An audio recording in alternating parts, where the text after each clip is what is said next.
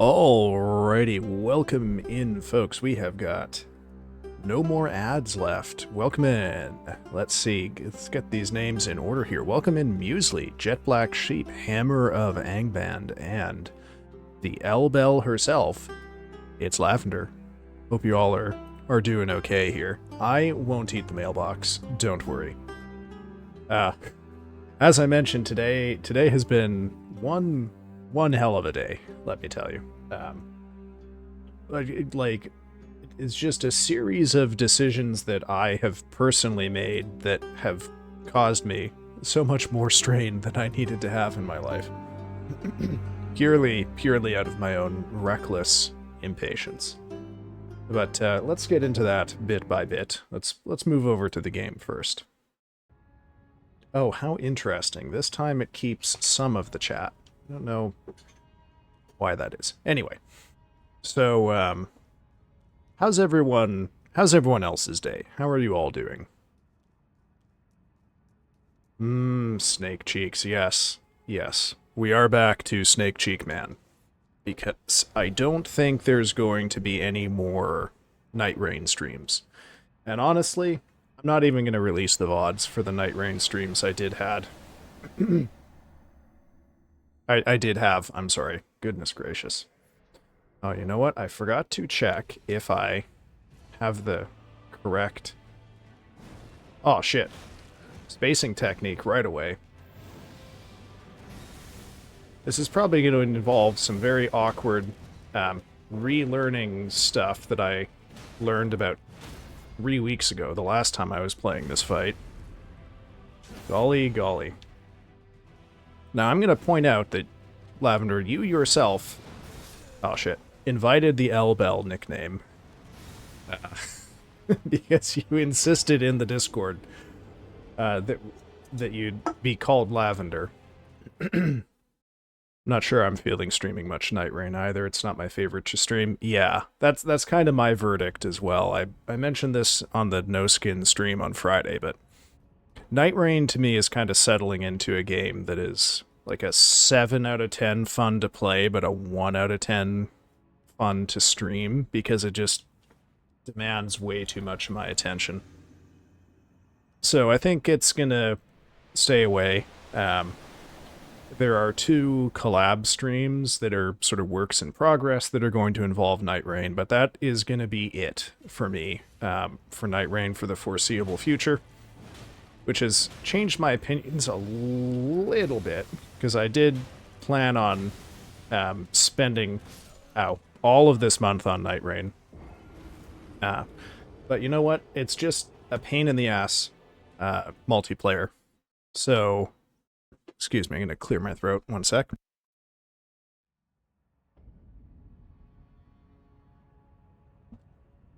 I'm clearing my throat because I literally just, like, 30 seconds before I hit start streaming, finished my Huevos Rancheros. So, still, honestly, finishing ingesting dinner rather than digesting them. Oh... Lavender, you'll just have to watch the VOD back and find out. Usually says, I'm okay, could be better, but it's already getting better. Okay, well, I mean, I'm glad to hear it's getting better, Muesli, but I'm sorry about whatever's been going on. Whoop.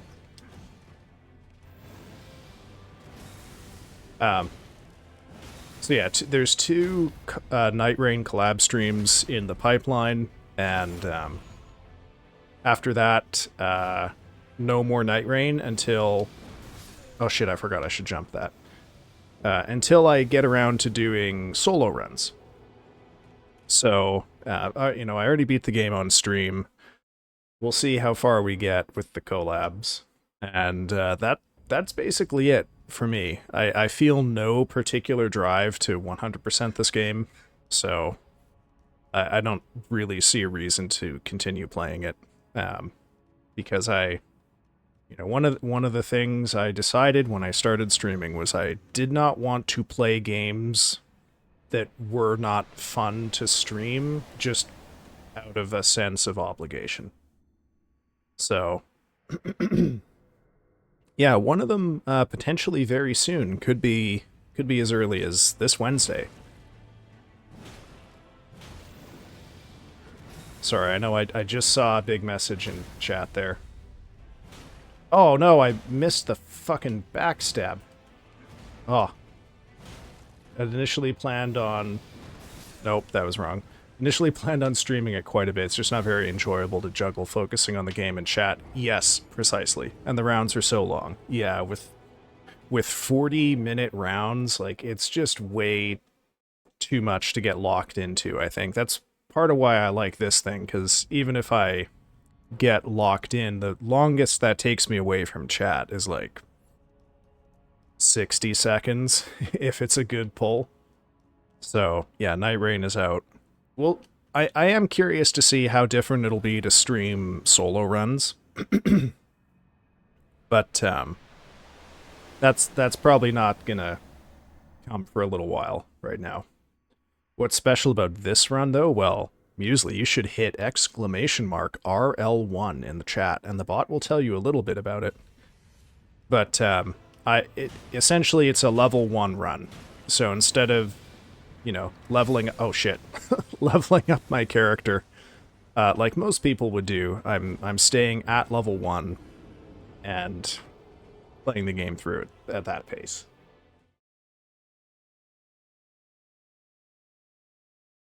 How have you, Lavender, how have you been watching my streams for 4 months and you don't know what an RL1 run is? Good God. Golden naked snake.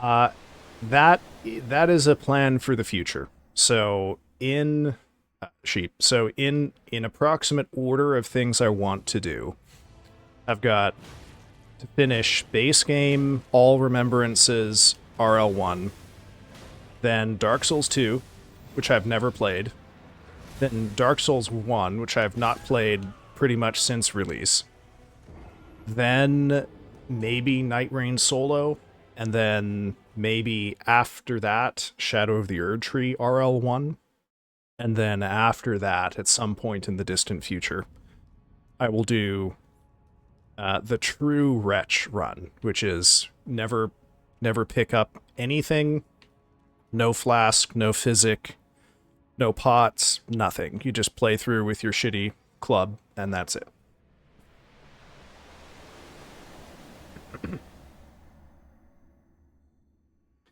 But that's long-term stuff. You know, I have no idea when I'll be starting any of that. Whoop. Oh, goodness me. Oh, jeez. Plus, you know, I'm not exactly very good at rune level 1. So, we'll see. We'll see if I feel ready for the true Wretch run in a couple of months. You didn't retain that info. The real butt cheeks of a snake. Sadly, I don't think snakes have butts. I mean, they, you know, it's kind of a bugbear. I'm at Godskin Duo on a +0 playthrough. It's fun on the bosses I like, can be awful on the ones I don't. Yeah, yeah, I can imagine. Godskin Duo, fuck, that would probably be the worst one of all of them. Because, well, I guess, you know, you could, if it's just +0, you could still do the parry build with the Misericord. But, fuck, that would be, yeah, that's gonna be a huge wall. Godskin Duo. It looks like I taste good because they all fucking eat me. Yeah. I am also someone who mosquitoes love, so I feel you on that, Muesli. Fortunately, my apartment is fairly high up, so I don't run into many mosquitoes in my, you know, work day. When I go downstairs, though, and go out for my evening walk or for grocery shopping or whatnot, oh man, I get fucking eaten alive by mosquitoes.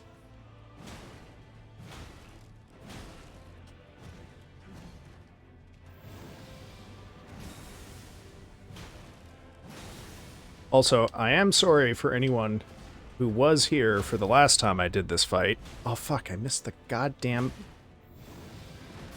and is now watching me tediously relearn all of his timings.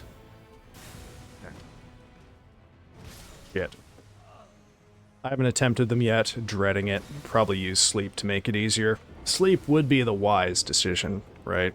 That'd be an incredibly smart decision. I would recommend it. I won't be using sleep though, I'm afraid. Hey, yeah, I mean, get enough of them together, Muesli, they might. But if, you know, if you keep slapping them off of you, eventually you'll be able to make, like, a little cookie or a biscuit or something out of them. Because all of the sweat will help cohere them and, like, reduce their bodies down into a paste that you can mold into. What's whose name?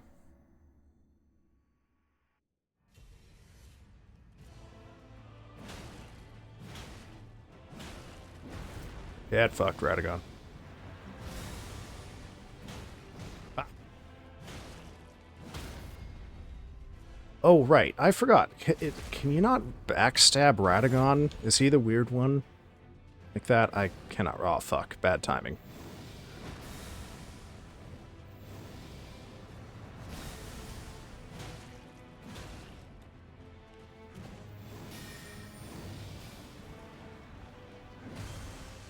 Fuck you. Damn it. Okay. It was really difficult at a few points. I haven't been working on that run for a while. I'm sure Godskin Duo will push me pretty hard. Yeah.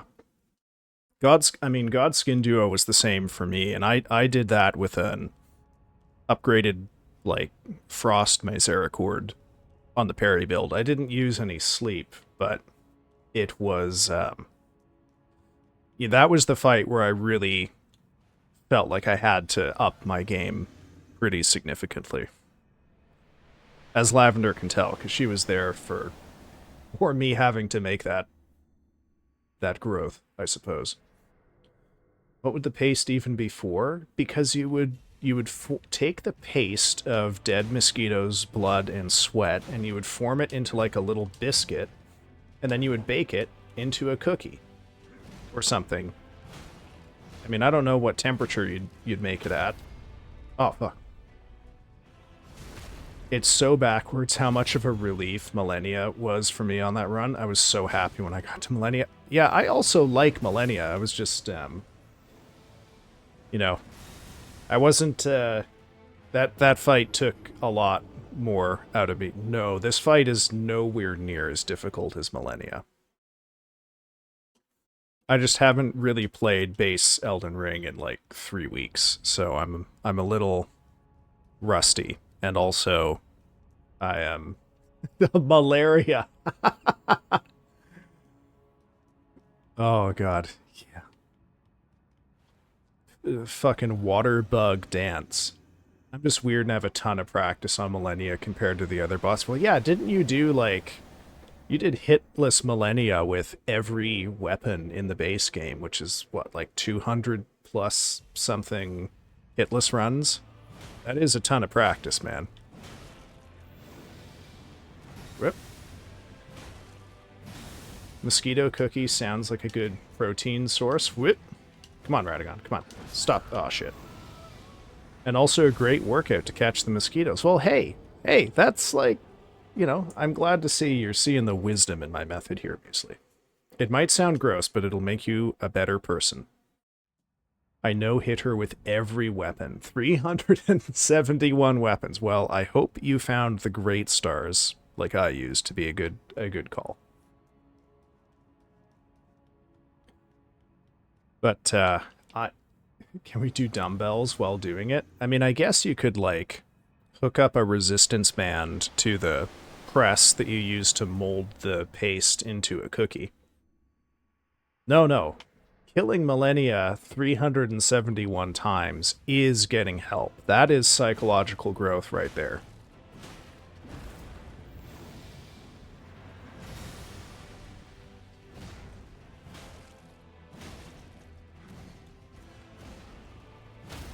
And I should say, you know, relative to other bosses, Radagon here, the first phase, Radagon is one of my favorite fights in the game. I really wish that he had his own, like, fully distinct boss fight that was a little more developed than just being phase 1 of this fight. Because phase 2, by contrast, is one of the worst fights in the game, I think. Just in terms of fun. I don't know that it's the most difficult, but it is shitty and not at all fun to play. So, you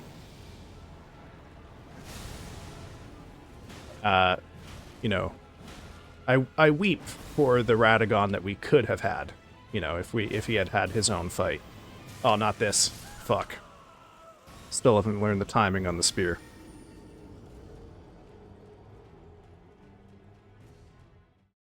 Best of luck with Radagon gonna skedaddle. See you, folks. Hey, thanks for stopping by, Hammer. You have yourself a good evening. And, I will catch you another day, man. Used to do tons of Millennia co-op, then Millennia no-hits, then eventually the all-weapon no-hit. All the weapons I had, most across one of my characters or another. Got some help from friends on a couple drops. Plus just going to seek out a few I didn't have.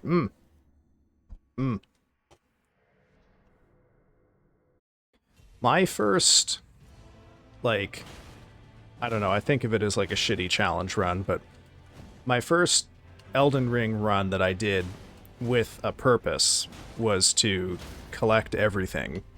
And then I ended up fucking it up because I thought that the flowering Tree Guardian coat you could still get after you caused Langdell to be buried in ashes. Because I assumed that the ones that were in the church out in Altus Plateau, would also give you the coat, but no, apparently, or at least at that time, you could only get the flowering coat from the ones on the way up to fight Godfrey's illusion. That was very annoying for me to learn. I wasn't happy about that.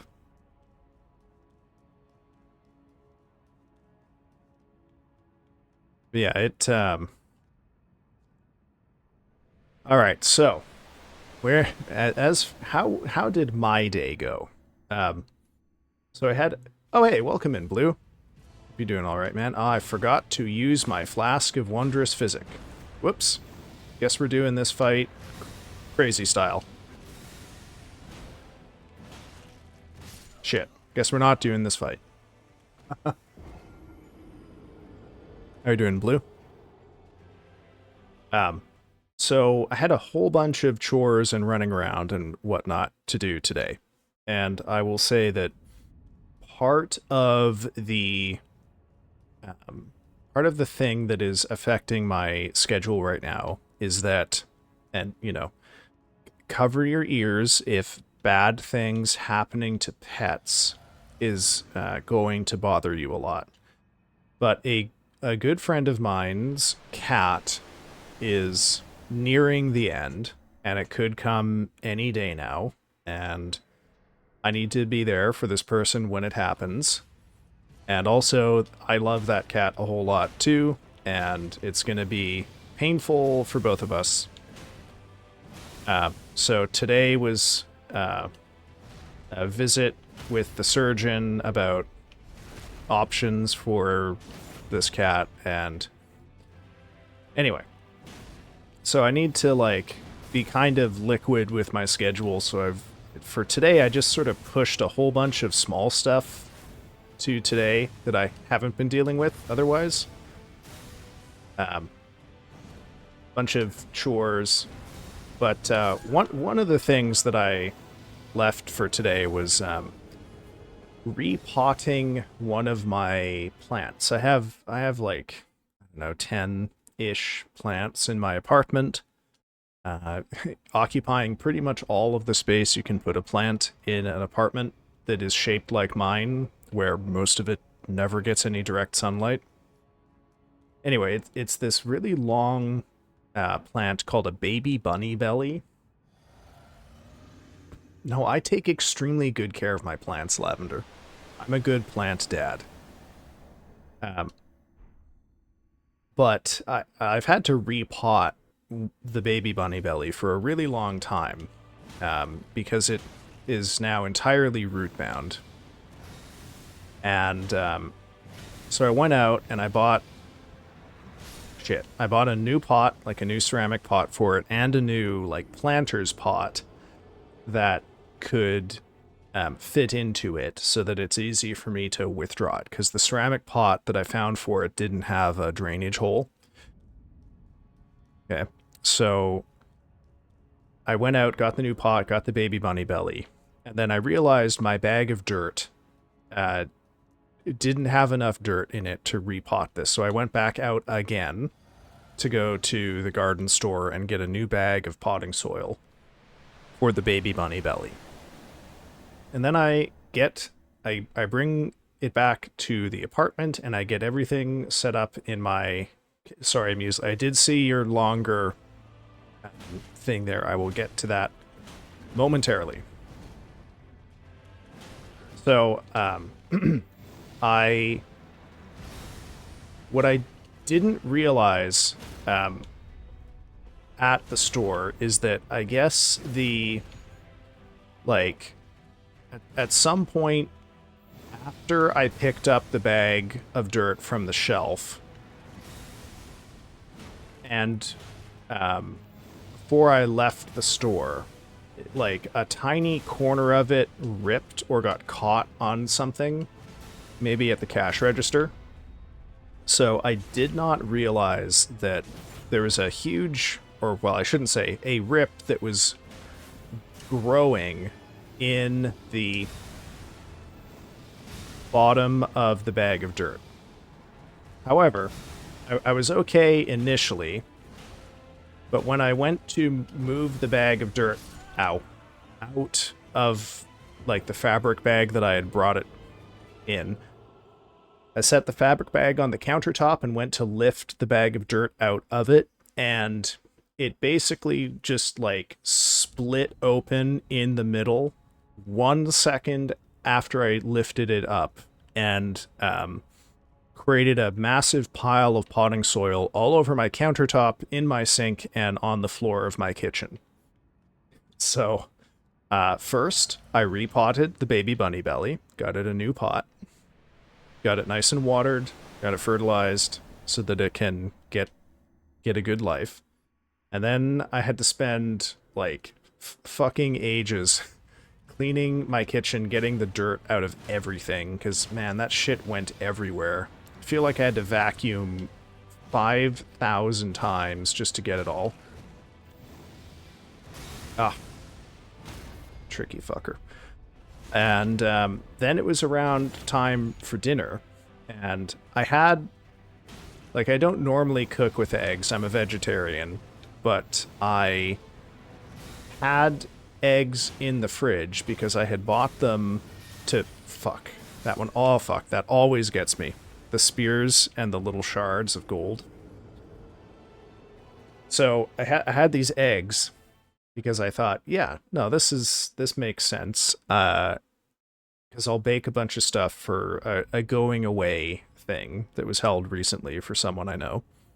And then it turns out that change of plans, and also I wouldn't need to bake anything. So now I just have like a dozen eggs in the fridge, which I don't normally cook with. Because normally I just bake with them. And I don't like baking just for myself. So now I gotta figure out what to do with these dozen eggs. I've got a dozen eggs and I gotta be responsible for them. Fuck. So I thought, you know what?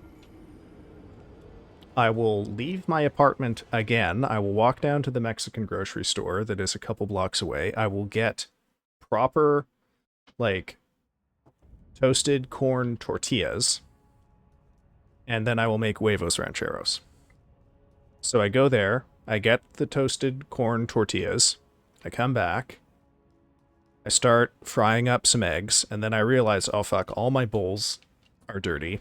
So now I've got to put them, I have to like improv a plate, but I realize the plate I pick is too flat, and the grease is like running off of the top of the plate.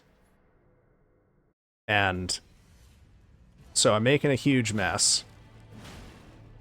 Anyway, this is how I made 4 eggs worth of huevos rancheros, because I didn't have lunch today, because I kept having to go back and forth regarding a bag of dirt. And then I had to wolf down all of these huevos rancheros.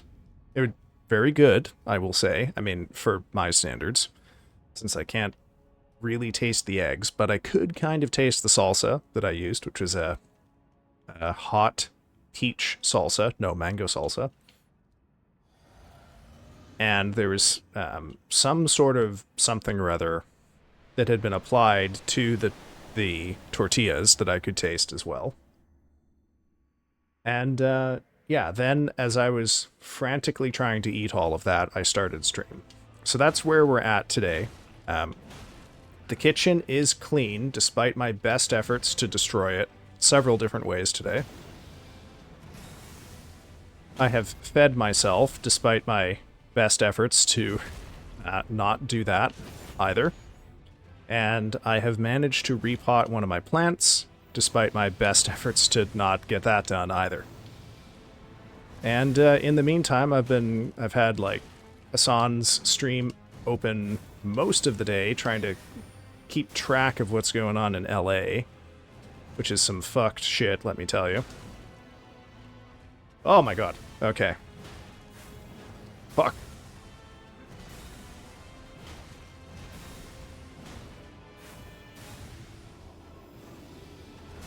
Okay, Muesli, I will scroll up and look at your question after this poll, which I suspect will be over soon. Oh, there we go. Oh, shit. There we are. I would say probably to embrace the idea that you're not going to be good and you're going to die a lot. Embrace making your character more OP until you get the hang of it. Okay. We're going to go into Phase 2 for the first time tonight. I promise I will look at your question, Muesli. I promise. I haven't forgotten. Oh, fuck. Oh, fuck. See, one of the night rain brain rots I have received, fuck, untarget, oh my god, is that I keep going to hit the L3 to press on the button. Oh, Jesus. To sprint. And fuck. That is a mistake. That will cause you to crouch, and it will fuck up your movement. Okay. Alright, what did you say earlier, Muesli? What did you say? Okay, where is it? Nope, too far up. Okay. Imagine you are in a line and have to wait, and there is no toilet. Okay. Toilet scenario again, like where this is going. But you have to take a shit. You have to close your ass by swelling it. Would you rather do it with 100 mosquito bites? Or 10 wasp bites? Oh, easy. 10 wasp bites. A wasp bite is way worse than a sting. Although I assume you meant a sting, so we'll just say wasp sting here. Because finagling 10 wasp bites would be way easier and faster than finagling 100 mosquitoes to sting you. And I assume that because you've used the word or the phrase have to, that there's some urgency that we get our ass swollen shut before disaster here. So speed is really of the essence. If time were not a constraint, then I would go for the mosquitoes. But it sounds like we need this to happen soon, so it's got to be the wasps on that one.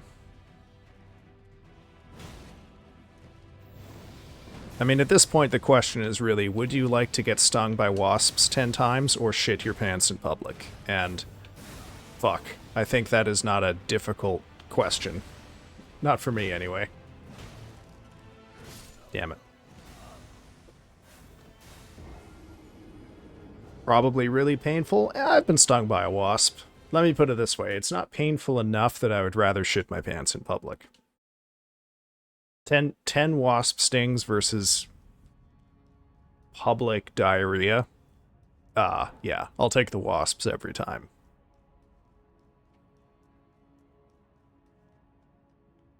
It's not even a... There's not even calculus here. You've just created a very straightforward question. Is he making sense for such a deranged question? Well, that's what I do. I make sense of the nonsensical. You know? Oh, fuck.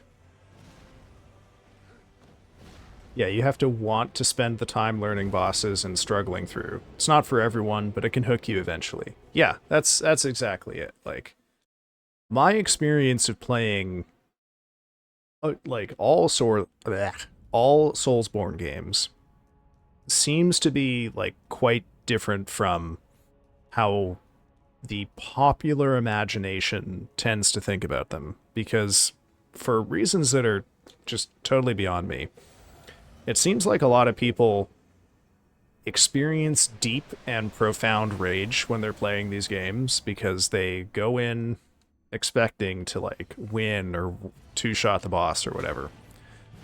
And when they don't, like anytime they fail, this causes incredible anger.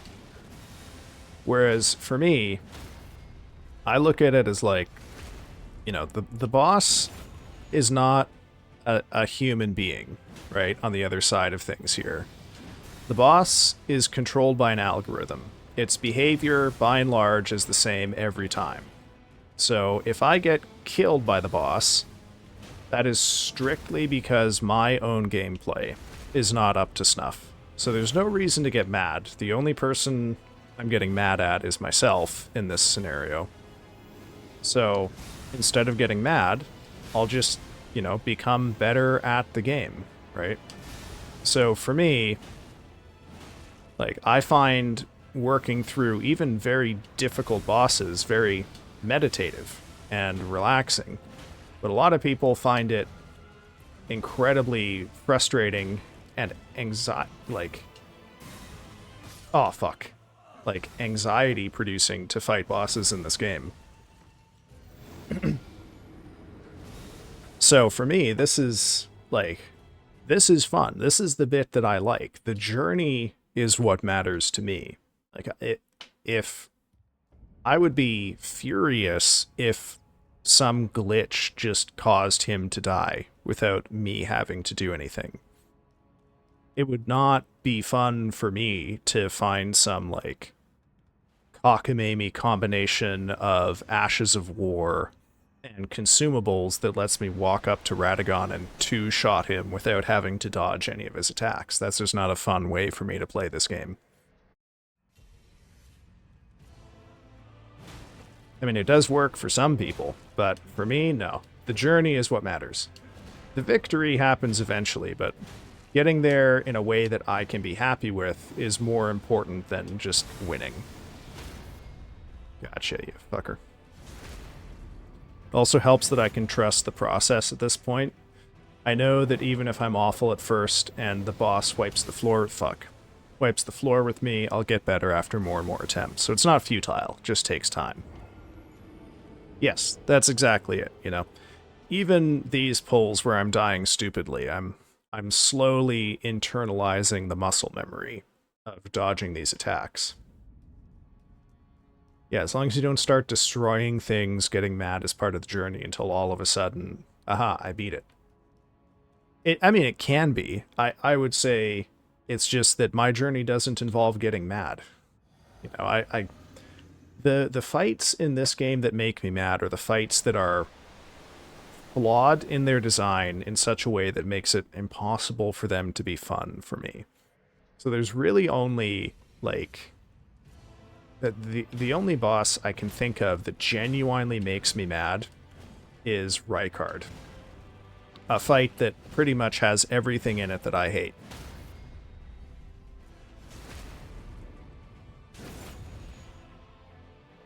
But, oh shit.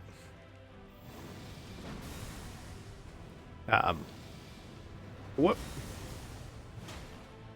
You know, that's why, for example, you know, doing the Godskin Nobles without sleep is, you know, that doesn't bother me that much, because even though it was a very difficult, irritating fight, I still mastered a certain kind of combat in order to do that, and that is what I wanted. I'd say the worst is when you die because of lags or glitches. Yeah, that does suck. Also, hello Rio. How are you doing, man? Speaking of the Godskin duo, I will say there were definitely some things that happened in that fight that annoyed me a little bit. Like, the game can, in some circumstances, block you from taking a riposte if the geometry is not, you know, exactly equal. So I don't know if you remember this, Rio and Lavender, but all of those times I would parry the Noble, and then I couldn't crit him in response because he was standing on that panel, and the game just wouldn't let me complete a crit there. That annoys me. Not quite as much as the knights following me and then killing me through the fog wall. That was extremely annoying. I will be lurking. I made a promise to watch Twilight, so I must suffer. Well, good of you to come by, Rio. Thank you for the lurk. The Rolling Man, yes. That is the one. I like that that's how you remember him. Oh my god. Oh my god. Very lucky there, chat. Whoa. Alright, phase 2. Fuck. No! Don't kill me, you fucker. I want phase 2 again. There we go. Like, when I'd fight the Valiant Gargoyles and couldn't crit them, sometimes they stick their head under... Oh, that, yeah. See, I avoided fighting the Valiant Gargoyles in this playthrough. I took the alternate route through there, courtesy of the route at the bottom of the chamber behind Moog's spirit, because that fight destroys my frame rate. The poison breath just, like, takes me to sub 30 FPS every time, so I just hate doing that fight in particular for that reason. I'll avoid it every time if I can manage. But yeah, that's another fight where the geometry really fucks with you. Yeah, I'm probably gonna skip it on the true Wretch run as well. I'll probably just do all remembrances. I don't think I will do all bosses. Alright, I thought I skipped the cinematic the first time, so I thought I would watch it this time.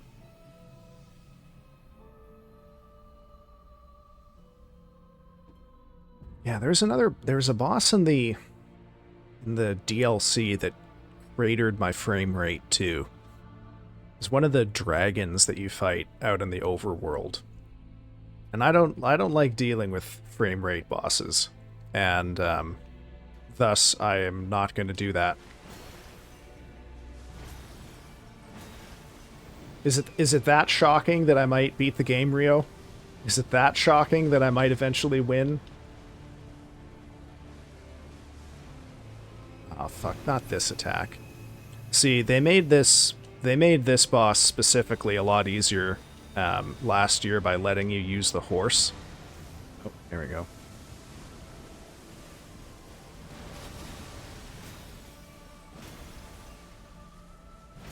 But this boss still sucks, in my opinion. No, man, you know, I know what you mean. I know. I'm just being a dick, Rio. Don't worry. Enjoy Twilight, man. Oh fuck. Fuck. Oh. Damn it! I forgot. Yeah, this is the final boss. Yeah, this thing is the final boss. You getting that close to the mic earlier made you confused? Oh. Well, I make people confused in so many ways. Yeah, we're not going to do the DLC yet. The big thing I have to decide with the DLC is how many Shadow Tree blessings I go in with. What's your next game once Rune Level 1 is done? Lavender, I've said that twice this stream so far. I'm going to be doing Dark Souls 2 after this. And then after that, probably Dark Souls 1. Those will just be normal runs. I have never played Dark Souls 2. And I haven't played Dark Souls 1, I think, since it released. Fuck. And then after that, I will either start Night Rain solo runs, or I will do the DLC at Rune Level 1. I'll see. I have a fun story about the Twilight movies that I'll get to. Actually, why don't I tell that right now? Yeah, I was wondering how many blessings you'd do. I've only done it with 0, but I've never tried at rune level 1.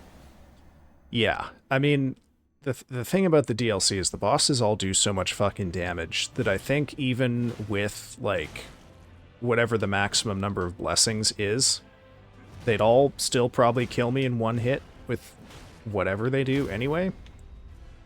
So the number of blessings is basically about how much damage I do to them, and thus how long the fights are. So I don't know. I really don't know what I want to do with this, because there's not like an easy... Oh shit. Not like an easy way to change my mind about it. Oh, thank you, Blue. Thank you for mocking me for dying, which is exactly what I deserve. Okay, so fun fact, when the first Twilight movie was being filmed, and I think if I am recalling correctly, they filmed the first 3 of them at the same time, so there was like a very long filming season, or maybe it was the first 2. But I lived sort of near one of the filming locations for it, and I won't say which it was. There's a whole bunch of filming locations spread around my general area, but I lived fairly close to one important one, and there was a period of time, I want to say like around a month, but it was probably really more like a little over 2 weeks, during one summer when we would get just random people, almost all of them like teenage girls or teenage girls with their mothers, fuck, who would just knock on our door and ask us where, they would either give the address that they were looking for, which was kind of nearby, which is the address of the shooting scene, or the, like, sorry, the address of the shooting location. Fuck, I keep trying to sprint with L3. And, or they would just ask us if we knew where Twilight was shooting. And, yeah, it was interesting, that period of time. Quite a lot of them were pretty nice about it, if we didn't know exactly where the location was. And then weirdly, there were some people who were just like quite rude and very indignant if we didn't know exactly where the set location was, which I didn't. You know, I could tell people vaguely how to get there based on the address that they were giving, but I didn't personally know where the shoot was. And I guess like some of them must have thought that I was trying to keep it like secret for myself so that there would be fewer people there trying to catch a glimpse of the scene. Come on, Radagon. God damn it. Oh man, I'm whiffing so much this pull. It's the Twilight on me. No! Fuck. Not this again. Ah, you got me with the same fucking combo.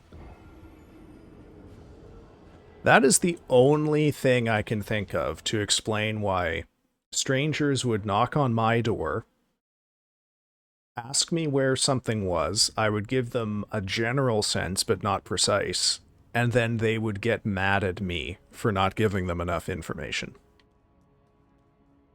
That is the only way that I can explain that, is that they thought I was withholding information from them.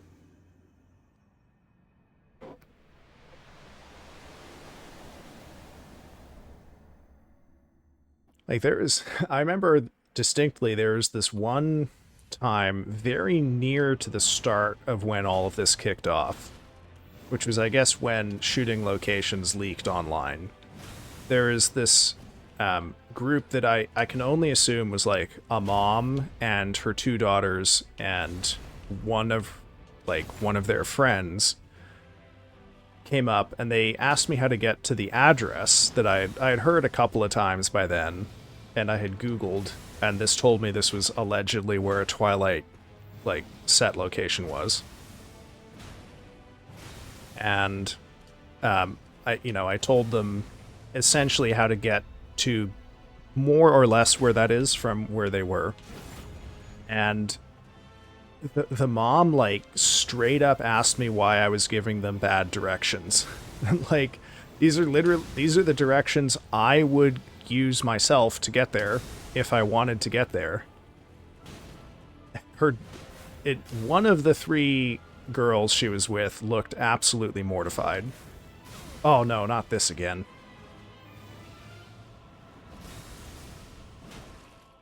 There you go. Oh, we get to kill him with a crit. How nice.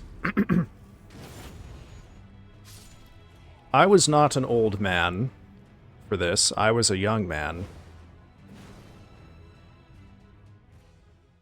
I can't remember the exact year. I was not even yet 20 when this was happening. This was a long time ago.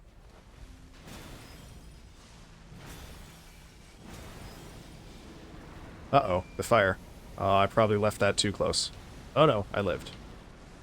You know what? It occurs to me I could probably cheese this fight just by staying on the fucking horse the whole time. And just run in and smack him once and then run away.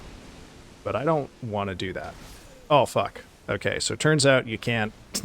he can hit you on the horse if you try to jump dodge that. But I am afraid I have not watched any Twilight movies, so I cannot tell you truthfully if I am Team Edward or Team Jacob. Other than that, I know these are things, and one of them involves what's-his-face, who played Batman, Robert Pattinson, and the other one involves that other guy who hasn't done much since. Taylor Lautner, I think was his name. Anyway, that's my Twilight story.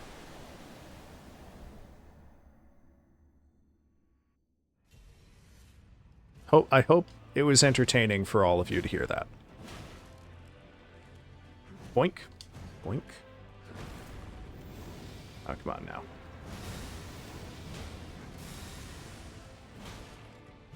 Thanks, bot.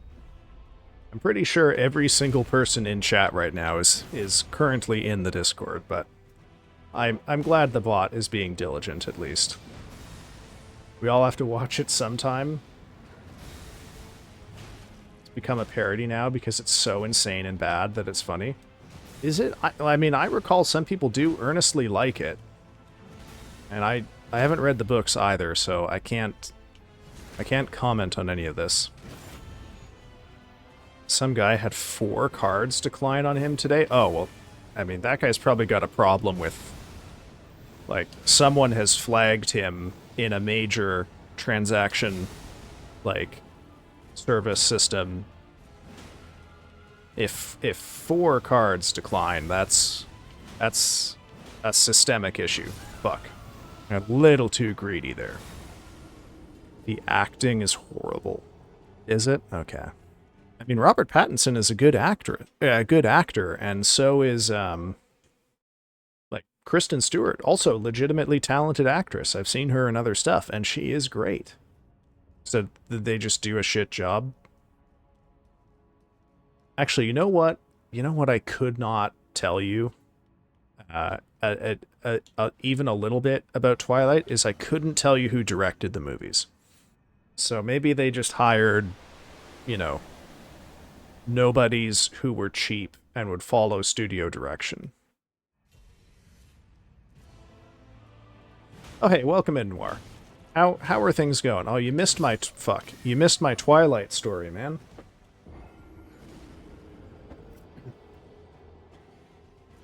You missed the story about everyone harassing me for a couple of weeks about where to find the Twilight set. Oh, excuse me. I would actually disagree. It's the source material. They did it so... Oh, I see. Okay. So the books are just so bad that acting them exactly as the books call for just exposes how bad the books are. Is that correct?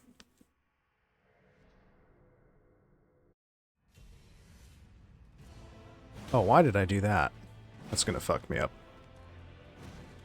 Whoop.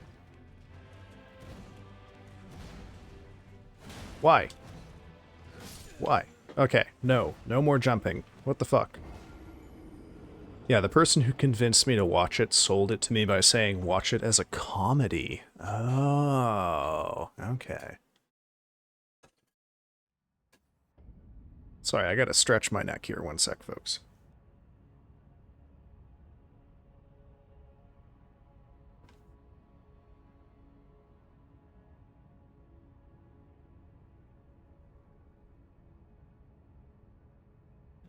Oh, sorry about that.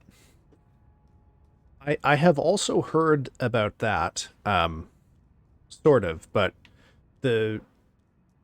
what I recall is that oh, what are those, what's the other, like, there's a series of books that began as Twilight fan fiction too, right? I can't remember what those are. Fuck. They're like softcore pornographic books featuring BDSM and a billionaire. I can't remember. They're very popular. There was a movie made about them. 50 Shades of Grey, yes. I am of the understanding 50 Shades of Grey began as a Twilight fan fiction. But what did Twilight begin as? What was it fan fiction of? Don't tell me Harry Potter. Please no.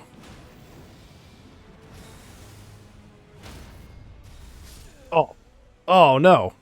Fuck. Okay. Got a little too great, little too greedy. Got a little too greedy on that one. Oh, this Twilight and 50 Shades of Grey discussion is fucking with my brain now. I keep wanting to call it Grey's Anatomy.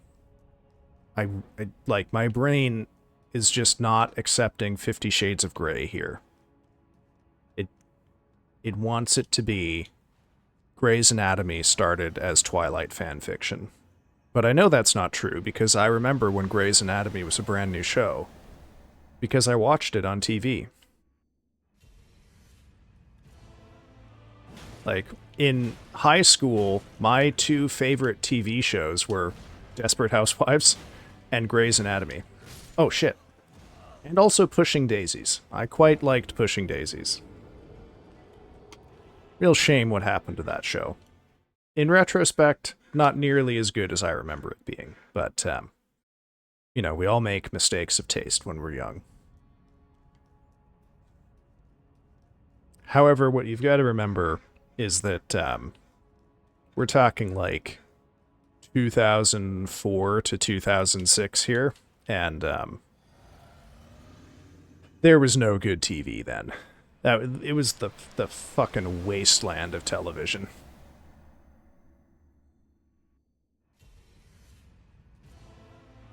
Can Twilight be considered? Well, I don't know. I don't know what its history is. You tell me, Lavender. Did the author state somewhere that Twilight was Harry Potter fan fiction?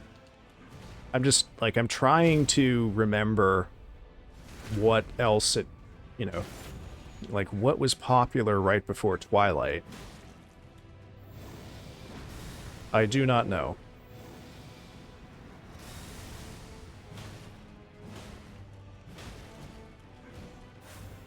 What do you mean, no good TV? Breaking Bad? Fuck.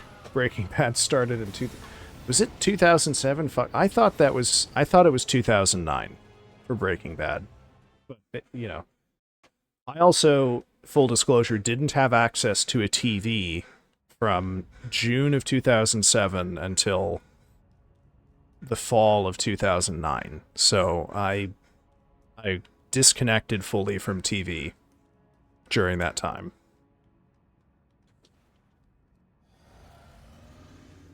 You know what? I'm lying. The Sopranos was on, and I guess 6 Feet Under was there too.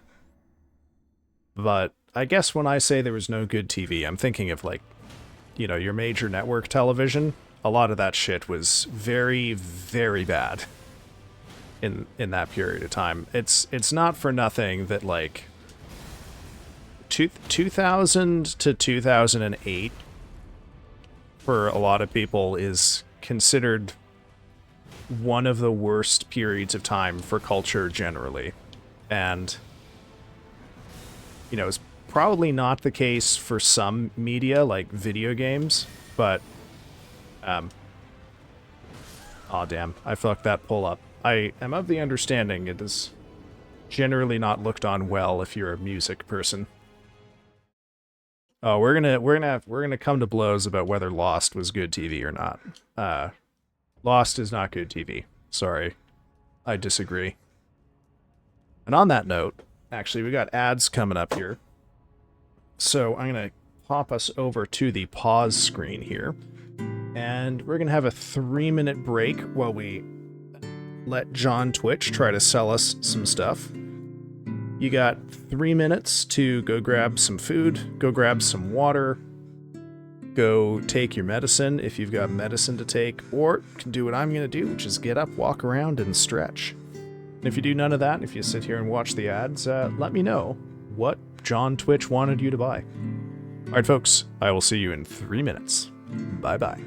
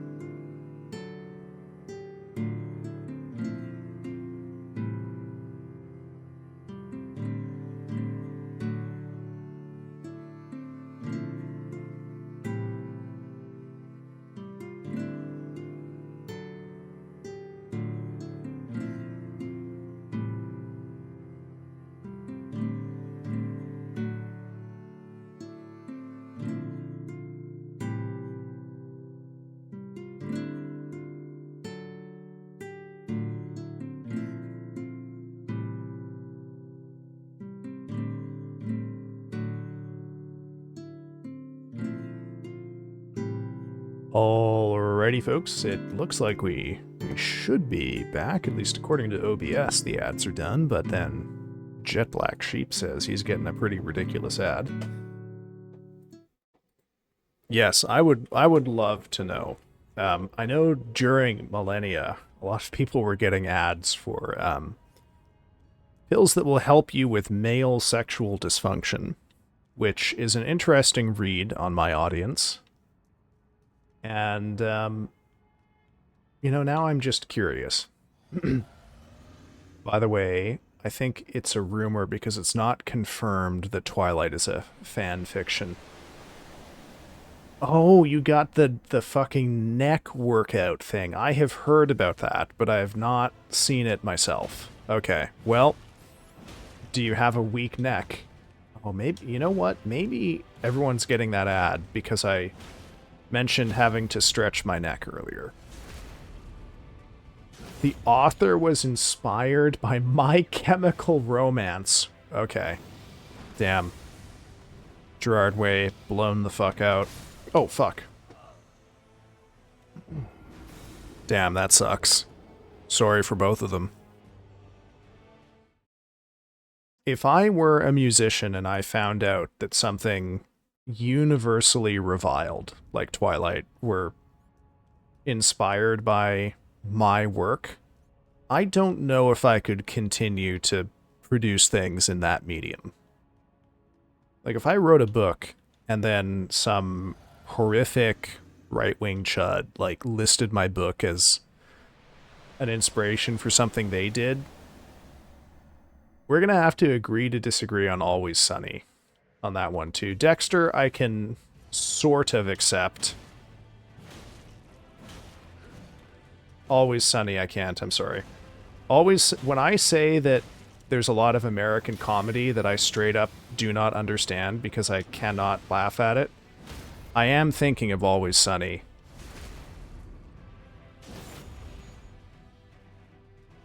Yes, Way, I'm sorry. It is Always Sunny makes me laugh as much as a Jim Carrey movie does, which is not at all.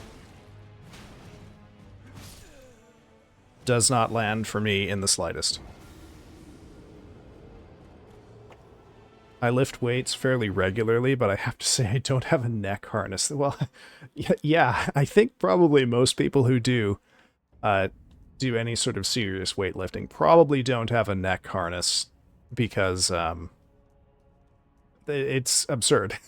It's ridiculous. So I would, you know, sorry, John Twitch. I gotta advise people to not buy that. That seems silly.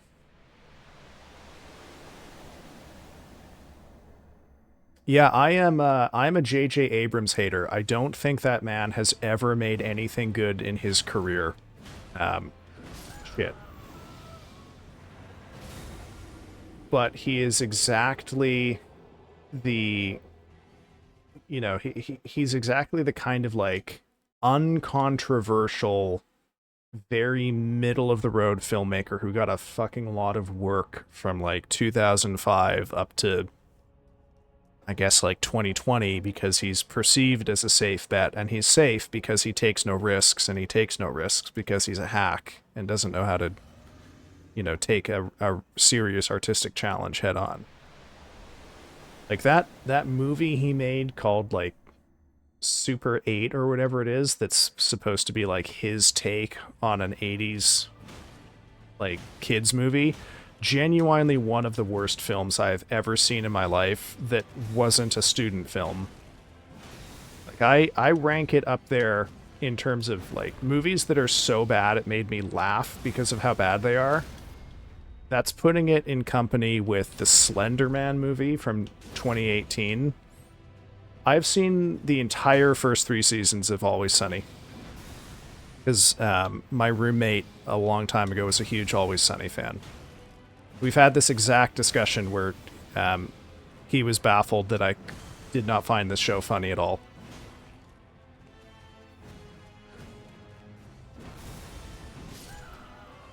Sorry, man.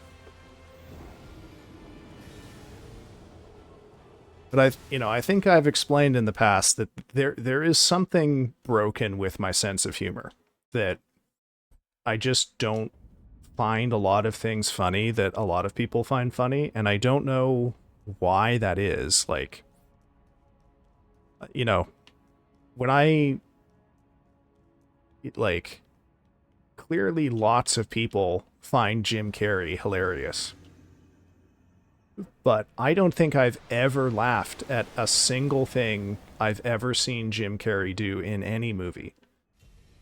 But it makes me feel insane because clearly this guy is like the peak of comedy for a lot of people. Adam Sandler, same way. I've never found an Adam Sandler movie funny.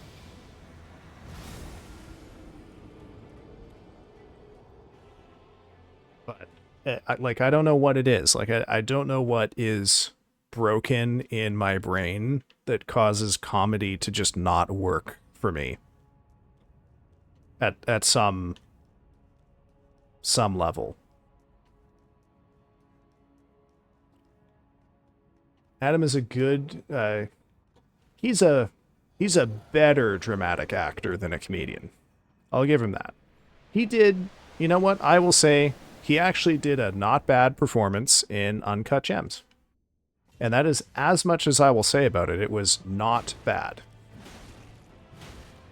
I will say I do respect his, like, my understanding is he basically uses, like, productions of his movies to fund huge vacations and feasts and whatnot for, like, all of his closest friends, which I think is a great way to waste the money of producers in Hollywood. I support that. Definitely way worse ways you could use that money. Oh, fuck. Top 3 to 5 movies for me. Okay. That is a tricky one. Because, you know, I would strenuously distinguish my top 5 from what I think are, like, the 5 best movies I've ever seen. But...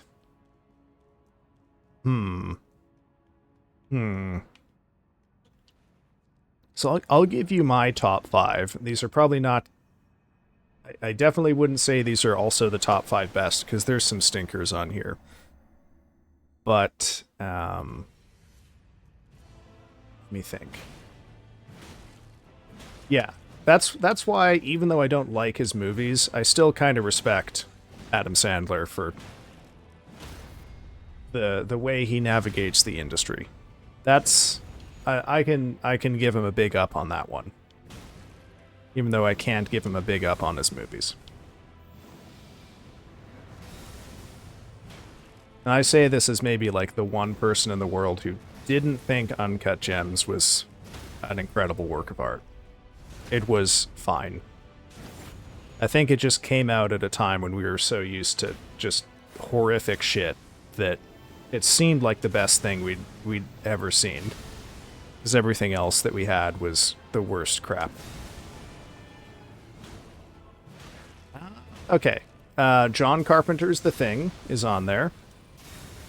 No. Stop. Oh, fuck. Not this again. Oh, so much AoE. Leave me alone. Okay. Alright. You won this round, Radagon. The Devils, John Carpenter's The Thing. Night of the Hunter.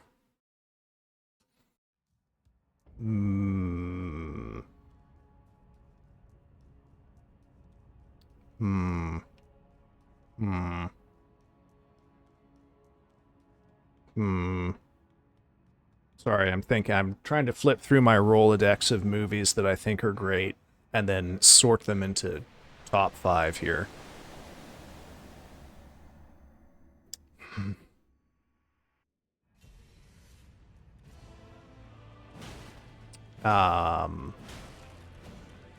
Sunset Boulevard.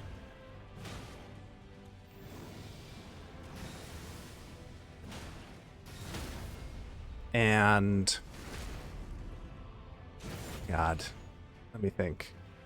I'm sorry, I can't divide my attention all that well when one of the things I'm trying to do is remember stuff.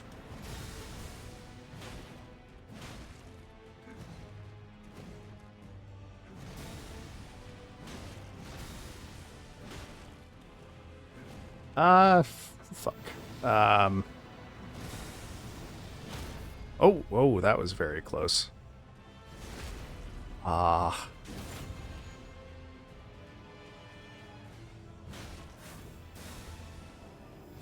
The Wailing. No, not the Wailing. That's good. It's not top 5, though. Oh, shit.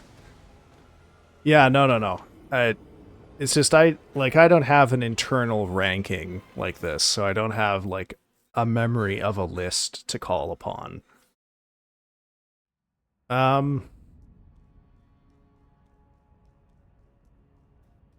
Yeah, let's go with... What would 5 be? Fuck.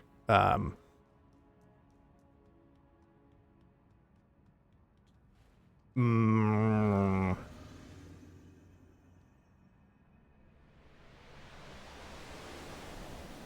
okay, I'm sorry. I can only give 4 right now because my brain is too divided focusing on this.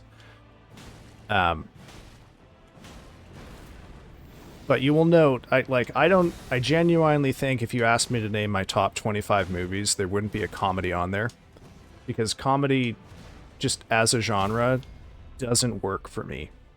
It just doesn't land in any medium. I don't like reading books that are trying to be funny. I don't find a lot of TV shows funny that are comedies. So oh shit. The mode just doesn't land with me. Yeah, I think it's only Adam Sandler who has the worst rated movies, but it never goes in red. They treat movies as vacations and just plan it out when they have time. Yeah. See that as a way to like just produce a film but also fund your friends having a good time. I respect it. The movies, no thank you. But I hope he gets to keep making them. I honestly couldn't tell you if he has done a single thing since Uncut Gems. I will have to leave that to you to figure out. Shit.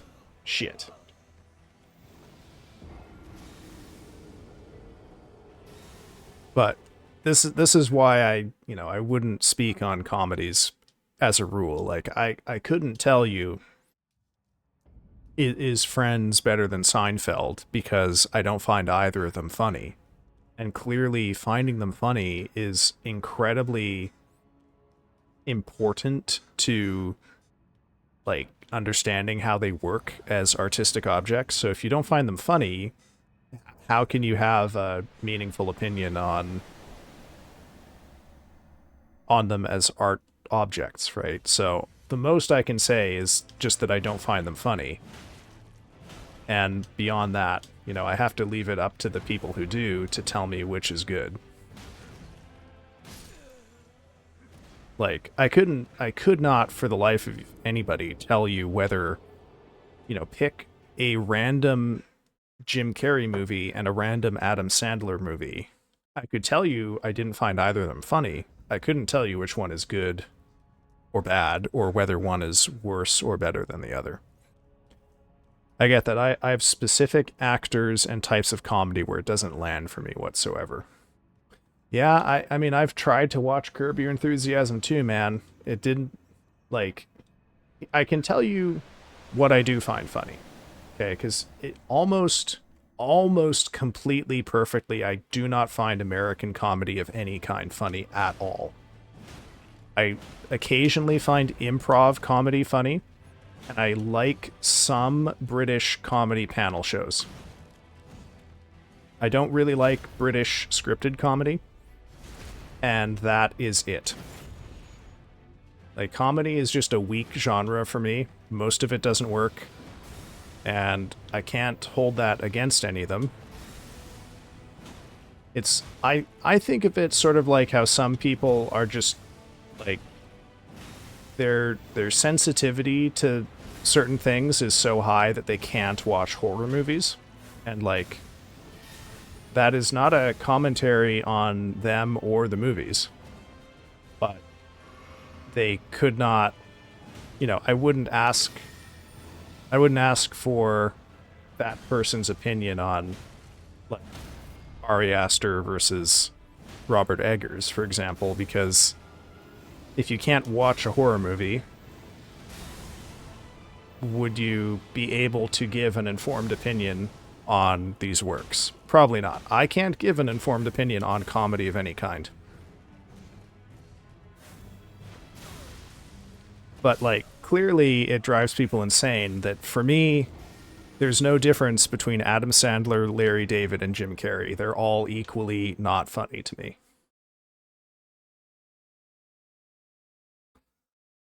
So you've never watched a comedy show? I've never watched a comedy show that I found funny. Is the end of it. I'm sorry.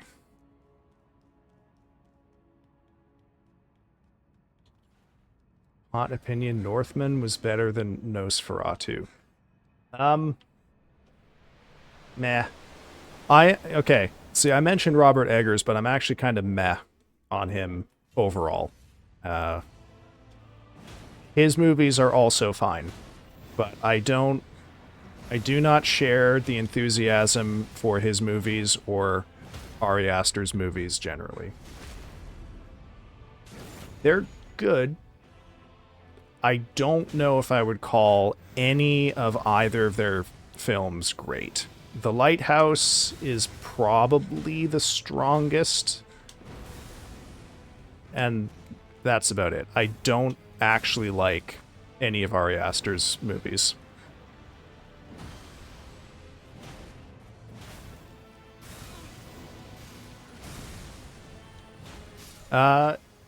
Stand-up comedy is kind of hit or miss for me.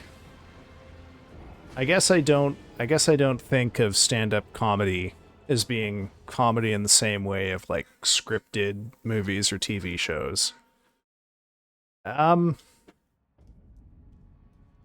of them, occasionally, like, I find Mitch Hedberg funny sometimes.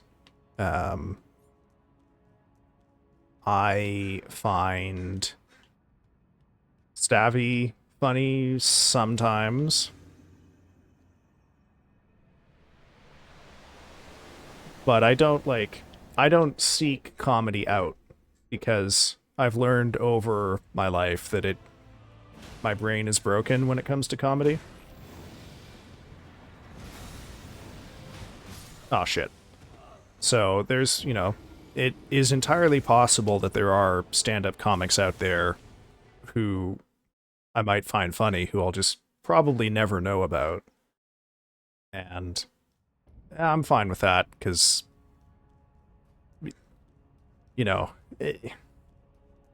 if you only get, like, 1 minute of enjoyment out of every 100 minutes of comedy that you watch, is it really worth it to keep scouring for more comedy in the hopes of finding something that has a slightly higher ratio? I honestly, for some people, yes. For me, no.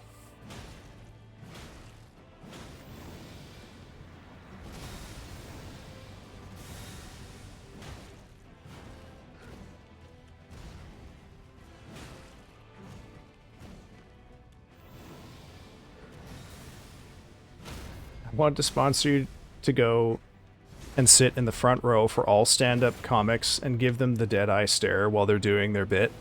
Fun fact about that, I did go to a stand-up comedy show locally, I think in 2022, and my friend sat us in, not exactly the front, but definitely in the center, and visible pretty clearly from the stage.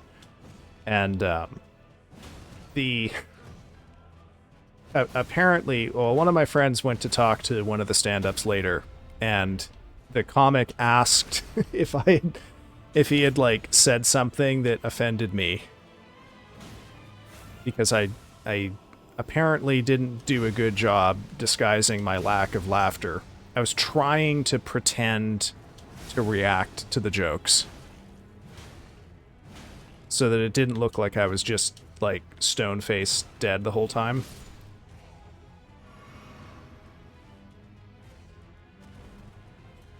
Yes.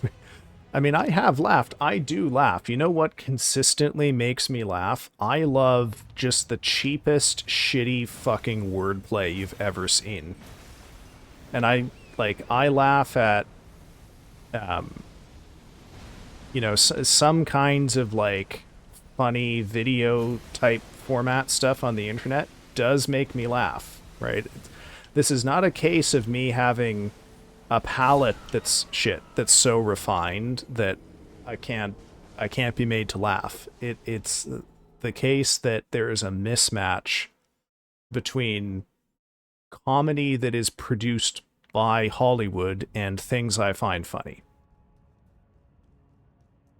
Like I don't have good taste in comedy. You show me someone making a dad joke, I will laugh my ass off. I find dad jokes and puns fucking hilarious. But show me 21 Jump Street? No. That I recognize when jokes are happening.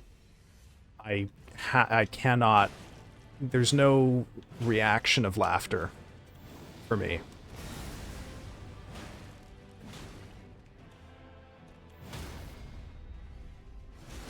Dude, how I would give to go and then look them dead in the eye as they're doing their best material and give them it's not that funny. See, I don't want to do that, right? Like, I know there's something wrong with me. Like, it is a known thing in my friend group that I don't get comedy.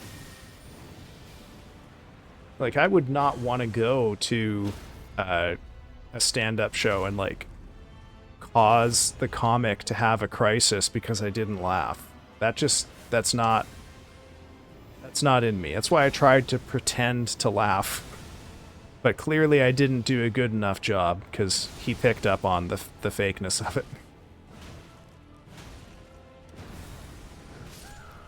Yeah, that explains you having the comedic sensibilities of a 3-year-old. Yeah, pretty much. You know what else makes me laugh? I love it when machines do things that they're not supposed to. Like, I remember there was a video of like people cooking in a kitchen, and there's like 3 or 4 people in the kitchen, and one of them does something with the blender, and the blender just goes fucking berserk. Like, it starts like vibrating, knocking around, and then it knocks itself over and goes flying. Fucking hilarious. That was so funny to me. Charlie Bit My Finger was not funny to me.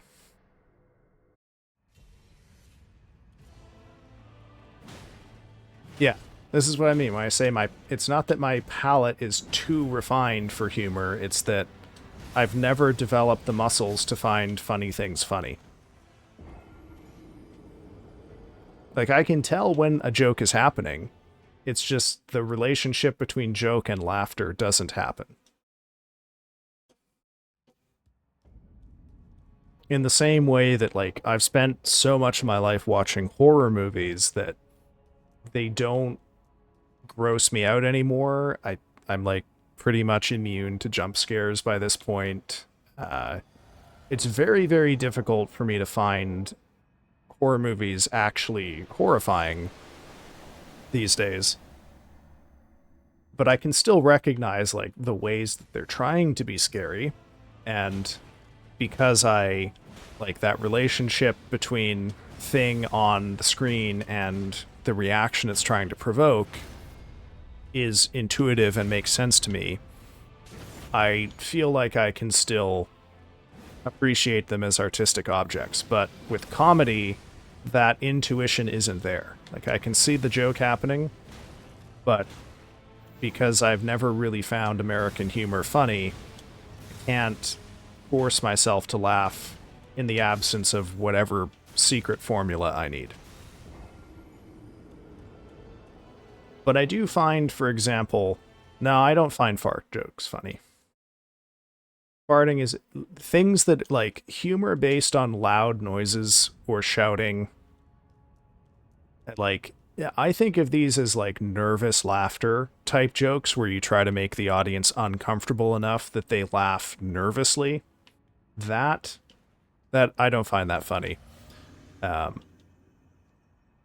I guess I like slapstick because I quite like Taskmaster, and I used to really enjoy watching Would I Lie to You, which is another British comedy show. But that's really about it. And I don't know that there's anything particularly sort of British about it that works for me, because I don't like British comedy movies. But some of the TV shows have done okay. Yeah, QI was hit or miss, but better than other shows.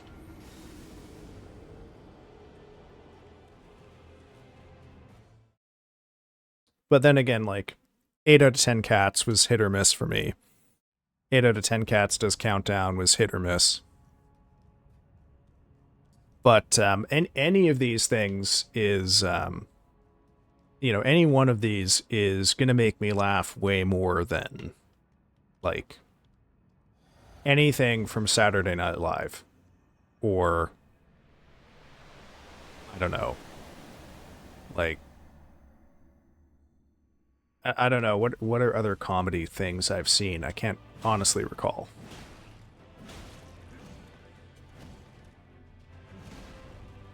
I laugh more at things that are not meant to be funny than I do at things that are meant to be funny.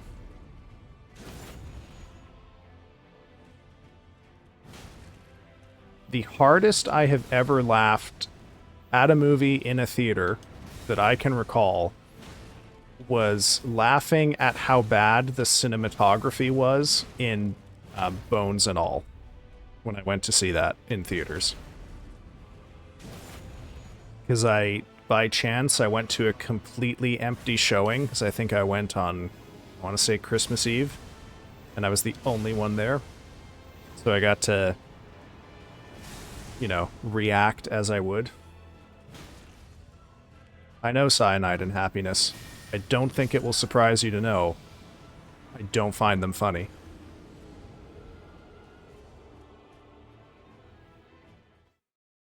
The thing that actually, like, the thing that I watched that I did not find funny that first clued me into the fact that there is something broken in me is Strong Bad, which was a huge hit in my friend group when I was in high school.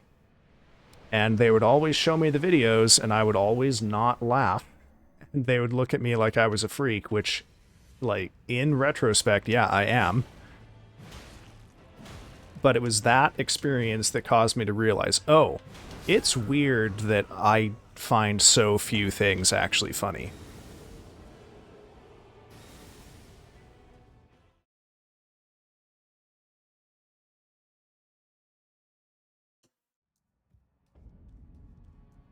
So, thanks, Strong Bad.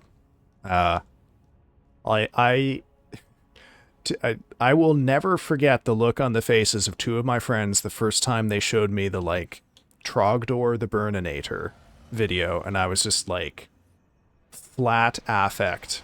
Could not laugh at that, even if I forced myself to.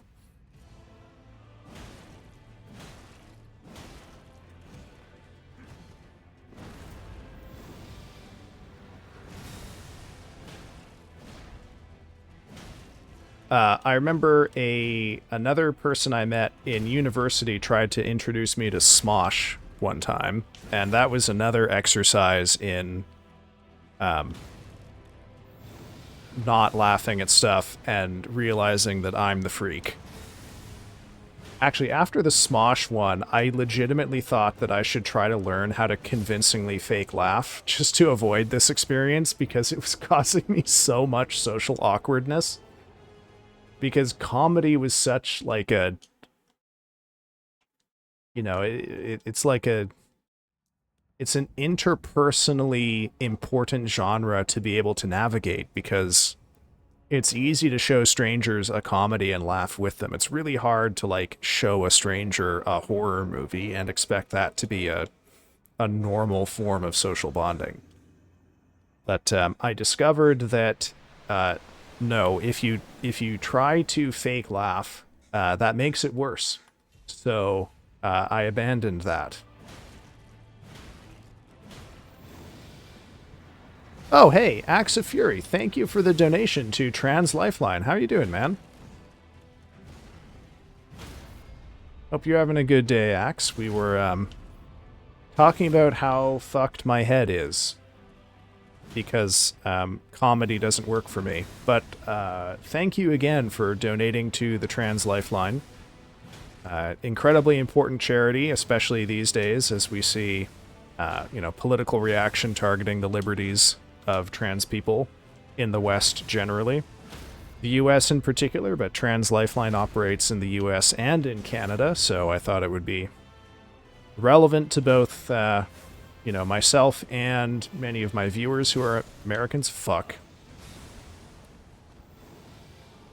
Hey ho, I am back. I hope my Wi-Fi doesn't crash. Welcome back, Muesli. Welcome back.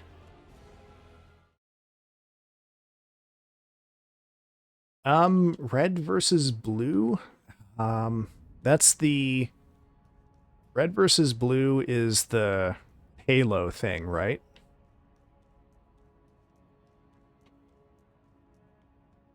How goes Elden Ring? It's, I'm rusty. I haven't played in 3 weeks. I keep trying to sprint with the Night Rain buttons. But it is, it's getting there. It's getting there. This fight, I suspect, it'll probably take me, I don't know, a couple of streams. It's definitely not happening tonight, that's for sure. Ow.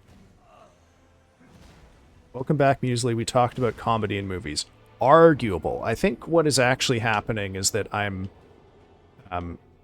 exposing how fucked my brain is because people keep pointing out things to me that are extremely funny, and then I keep saying, yeah, I watched that, I didn't find it funny at all.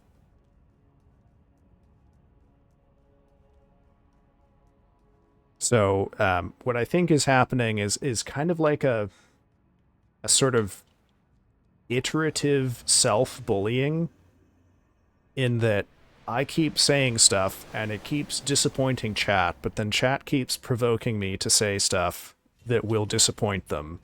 And it kind of feels like we're all just marveling at what's wrong with me. Which, you know what? I guess it's not the worst way to do a stream. Fucking spears. One of these days I'm going to figure out how to dodge the spears. I hate that I can survive them. Honestly, I would feel better if the spears just killed me. Because then I wouldn't end up being able to do a run that's not technically hitless. A shaming circle, yeah. What things do you find funny, Axe? Let's, point them out, and then I'll say I didn't find them funny, and then everyone else can stare at me like I just grew a third head, and bullying is arriving in my future.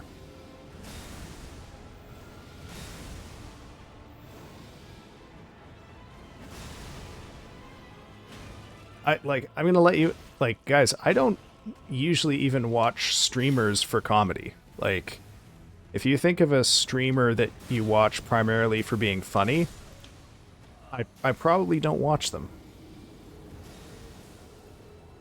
I love this video of the falling toast.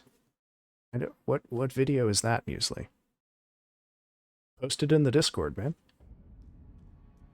Maybe I'll like it. If it's just toast falling, that is stupid enough that I might find it funny. No, hydraulic press didn't work for me. Sorry. You know what? I did used to really like Whose Line.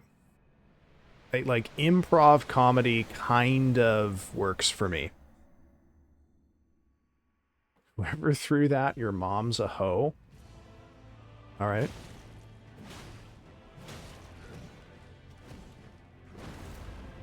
Oh, God. Who needs milk? Are these all references to this video that I don't know? Is that what's happening here?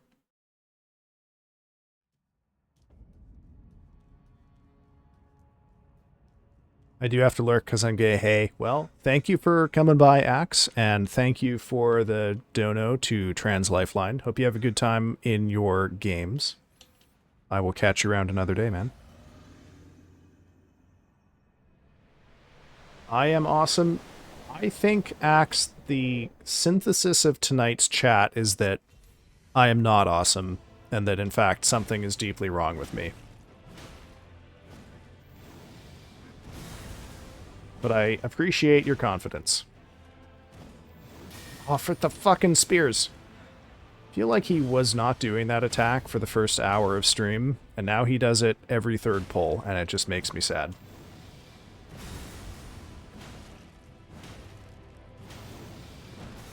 Oh, fuck.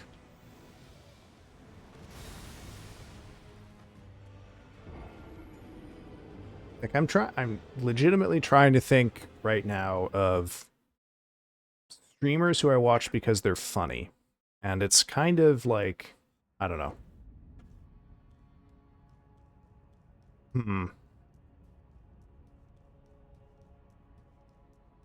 I guess some stream comedy does work for me, because I like slapstick. So I kind of like watching people fuck up and fail in amusing ways. And some streamers are pretty good with, like, quick wordplay. So that, yeah. It kind of lines up.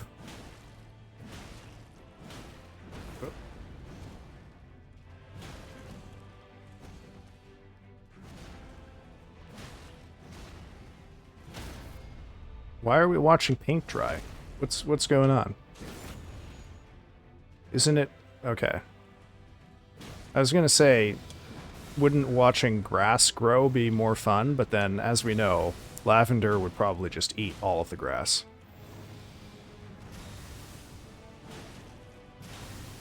I don't know, I kind of feel like my streams are sort of the gaming equivalent of watching paint dry, because you just watch me incrementally learn the timing for these dodges.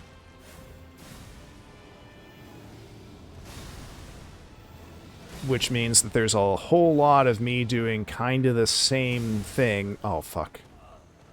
Until eventually it clicks well enough and I move on.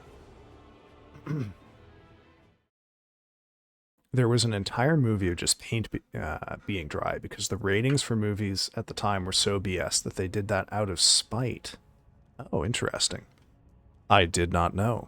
I did not know that.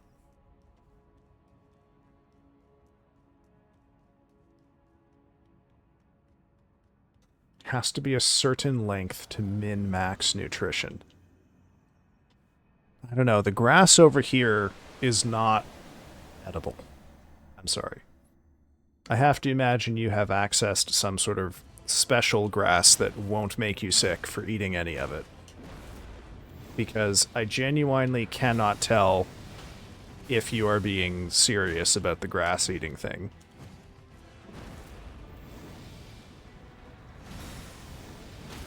Whoop. I'm not lying, videos where almost nothing happens are so good. Well, Muesli, I'm so honored that you would be kind enough to count me among the producers of video content where almost nothing happens. You know, we're not quite watching paint dry here, but we're not far off. That's an honor I'm prepared to accept. Tell me, is there a way I could make things more bland? Can I make the experience a little smoother, a little less varied? You're never serious? Okay. Good. I was admittedly a little bit worried about the whole grass thing, but honestly, I mean, if you had access to edible grass, why not? I just don't have access to edible grass, so even though I'm a vegetarian, I don't eat grass. Put in Subway Surfer gameplay in the corner. Yeah, I guess that is an option. I mean, I have seen some streamers have, like, the majority of the stream be taken up with like words on stream, that like Scrabble sort of game, or word unscrambling game. And then the rest of stream is just this tiny thing in the corner, even when they're actually playing a completely different game. The DVD logo bouncing around and the entire B movie. I don't know if I could get away with the entire B movie, but I think that the studio has just sort of basically stopped trying to enforce copyright with that movie, haven't they? No, not the fucking spears. No! You fucker. Oh no! I didn't know that one had an explosion on the follow-up.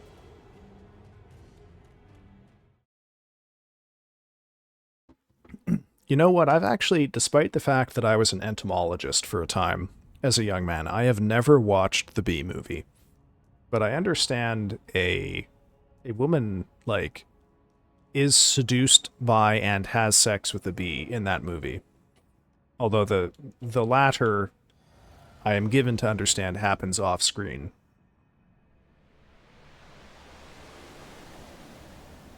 I love those piano videos where you see the notes dropping down and then you hear this beautiful music.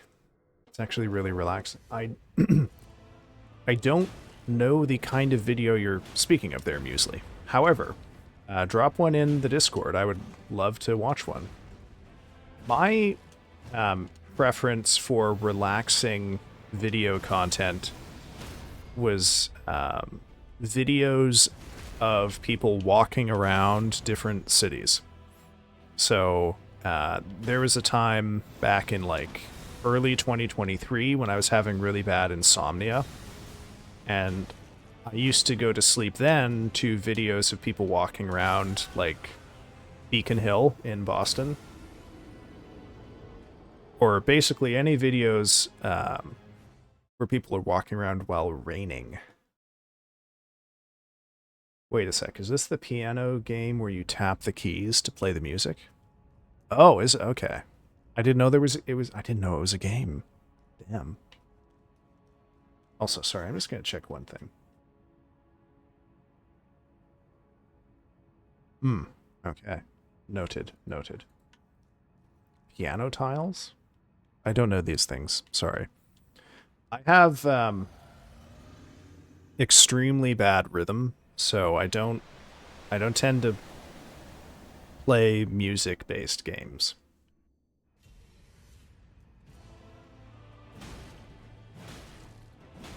The one man that's judging his own girl for liking the bee is ironically the most sane.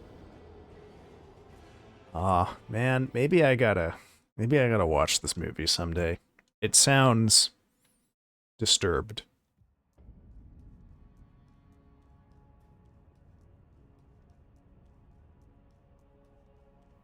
What has ads? Oh, the video. Oh, sorry, the videos. Yeah. Oh yeah, I also used to listen to like soundscape videos where people would combine different kinds of ambient noise. So like the sounds of a train plus the sounds of a storm. Oh, that was good shit. That was good shit for me back in 2021, honestly. But you know what? I've no longer need that stuff to sleep. I don't really know what changed. Certainly nothing consciously changed, but one time I just discovered I didn't need it anymore. Furfur, did you forget? What did I forget? I'm sorry. I guess I did. But what?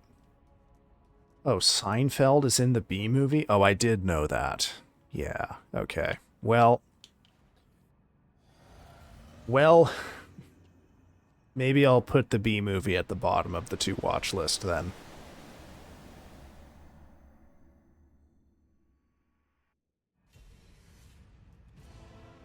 Alas.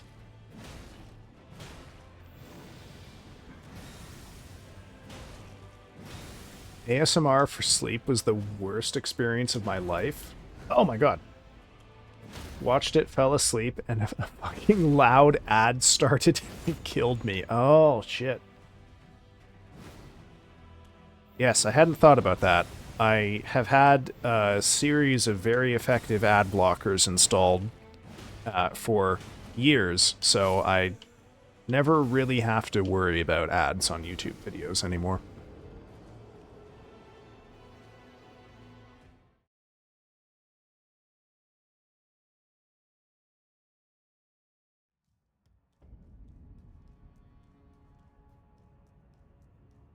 Yeah, Seinfeld, the show, is not funny to me. I have never watched any of Jerry Seinfeld's comedy, but I know some of Seinfeld's opinions just on the world generally, and that makes me want to not watch anything he's in because I don't want to lend support to him. So maybe we'll shelve the B movie plans for another time.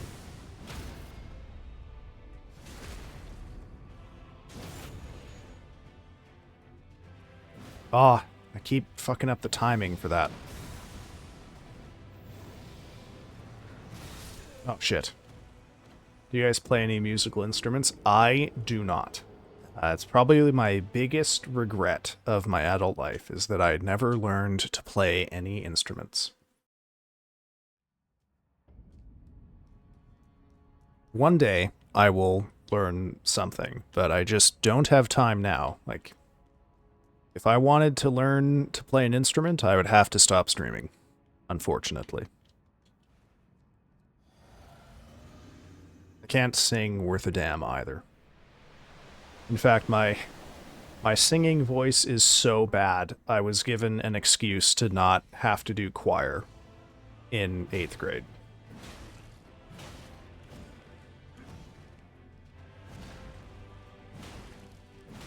Because I guess the choir teacher just thought that she couldn't teach me.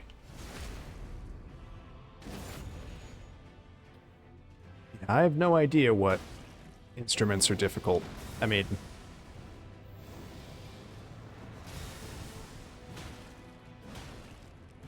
I guess piano is sort of by reputation a difficult instrument. Play bass and guitar, damn. I've always wanted to learn to play the upright double bass, like those, you know, those huge bass that you see people playing in jazz bands and whatnot. But that feels like maybe not a great first instrument to learn. No, not the spears, you fucker. Okay, well, at least that one killed me.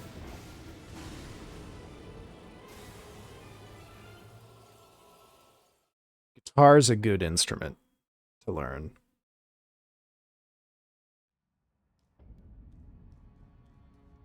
I guess maybe if I ever do make time to learn an instrument, it'll probably be bass guitar.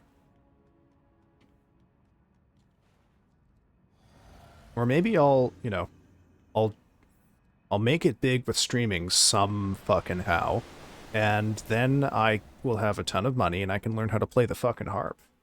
Won't that be exciting? I like the idea of any instrument I can play sitting down. Which I guess is most instruments. I don't know why I said that. I can't think of an instrument where you have to stand up. But I guess for some reason, I envision most instruments other than harps being played standing up.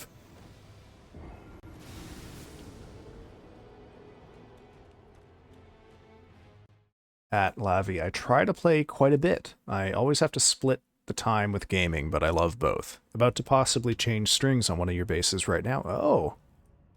Yeah, uprights are big money. Even student quality ones are more expensive than 90% of electric basses. Ugh. Well, there's me showing how little I know.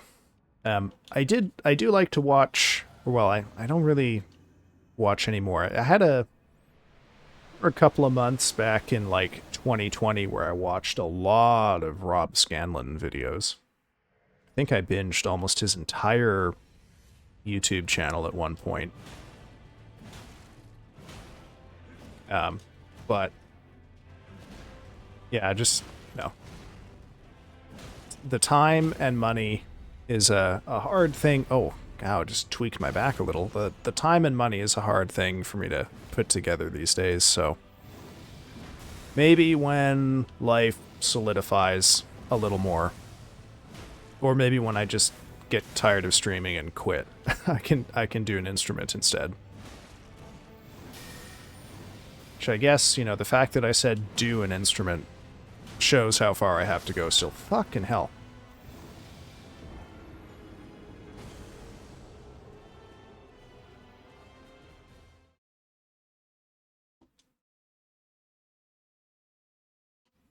But I watch Emily Hopkins videos whenever she puts something out. And that's kind of about it for me in terms of musical instrument focused things. Unfortunately, my taste in music is also bad. Um, I I'm I wouldn't say I have quite toddler taste in music, but I am a big sort of metalhead, which I think for most people reads as a pretty adolescent genre to be a fan of.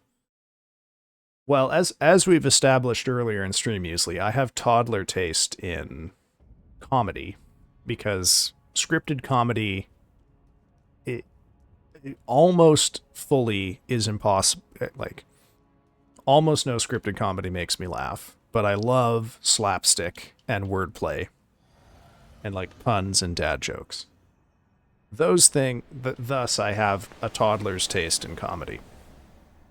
Whereas I think my taste in music is maybe like a 13-year-old's taste in music. No, I don't think that's it. This has been with me my whole life. I've just never really got comedy. Were you absent for all of that? Oh yeah, that's right. You had internet issues. Yeah, you might well not have been here for any of that.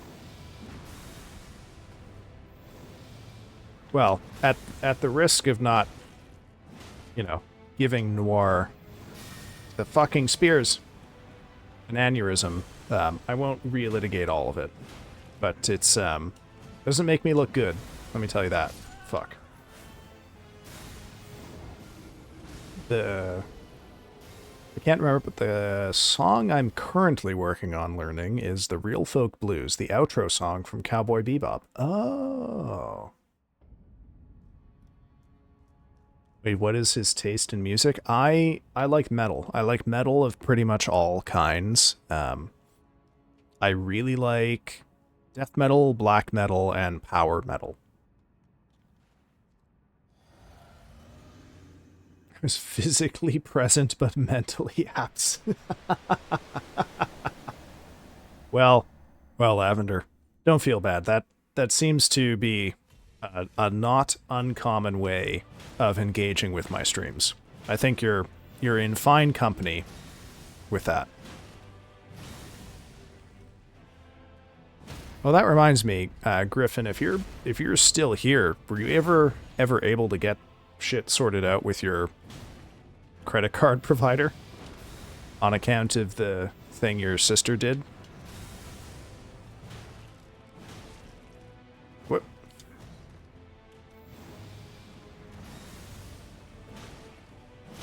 There we go. Okay. I want to get to phase 2 at least a couple more times tonight, and ideally not die immediately like I have the last couple of times. I've listened to... Oh, fuck. I've listened to Baby Metal, and it was fine. I think there's some in my playlist.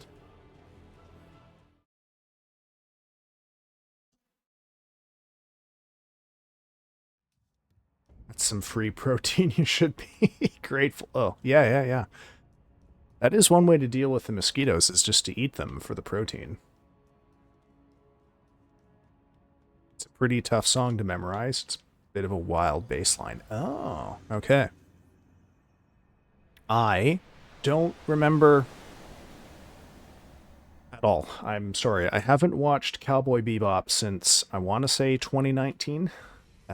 And I did not watch the live action one. So I am afraid I can no longer recall what the outro is like. But I do remember that show having pretty good music, so.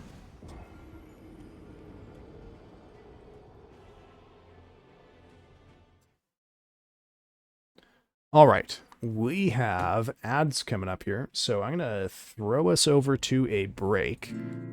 Listen, folks, we're going to go for 3 minutes. Go grab some food, go grab some water, go take your medicine if you've got medicine to take, or join me in getting up, walking around, and stretching your legs. Otherwise, if you stay here and watch the ads that John Twitch wants to show you, I don't know, write down what you see. I want to know what you see. Tell me what John Twitch thinks you want to buy. Otherwise, I'll see you in 3 minutes, folks. Have a good break. Bye-bye.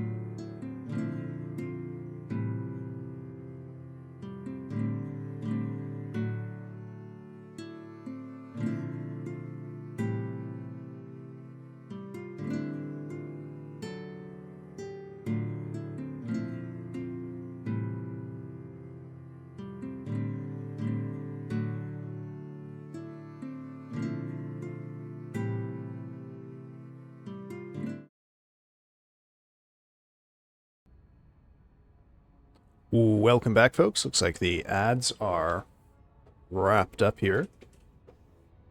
Oh, welcome in, Wayne. Oh, I missed a lot in chat. You guys were talking up a storm on break. Oh, my goodness. Goodness. Bet you'll get bank accounts again. Did you? Live action one was pretty awful. I have heard this. The 1998 anime one had an incredible soundtrack. I agree.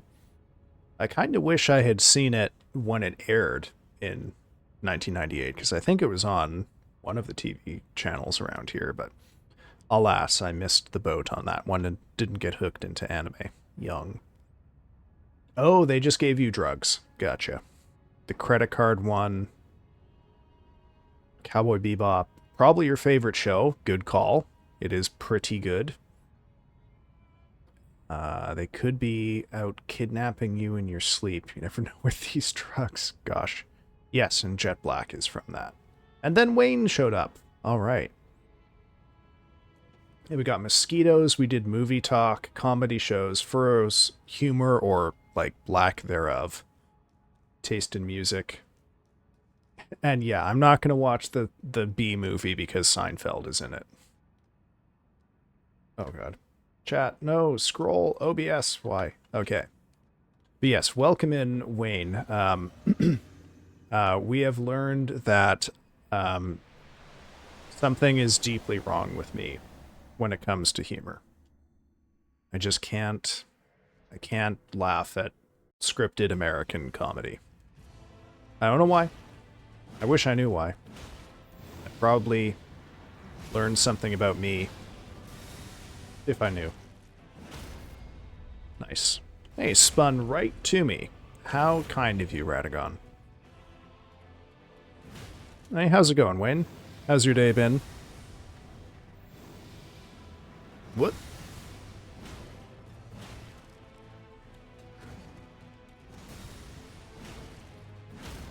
Ah, nice. Okay, this is a good pull.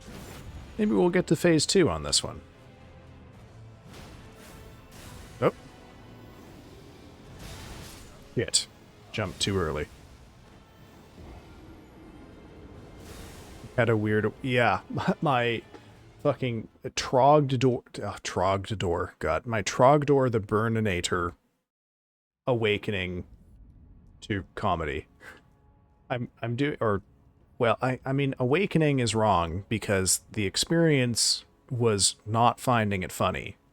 I guess it was an awakening to realizing I am not. Something is wrong with me. Which is kind of an awakening, I guess. Scripted American comedy is mostly shit. The audience is laughing and I still try to understand why this was supposed to be funny. I don't know, like, I can understand the jokes. Like, I see the jokes happening. I can sort of describe how they operate formally as humor.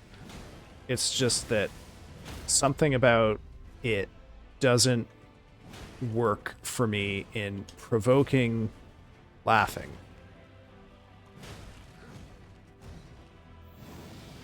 Shit.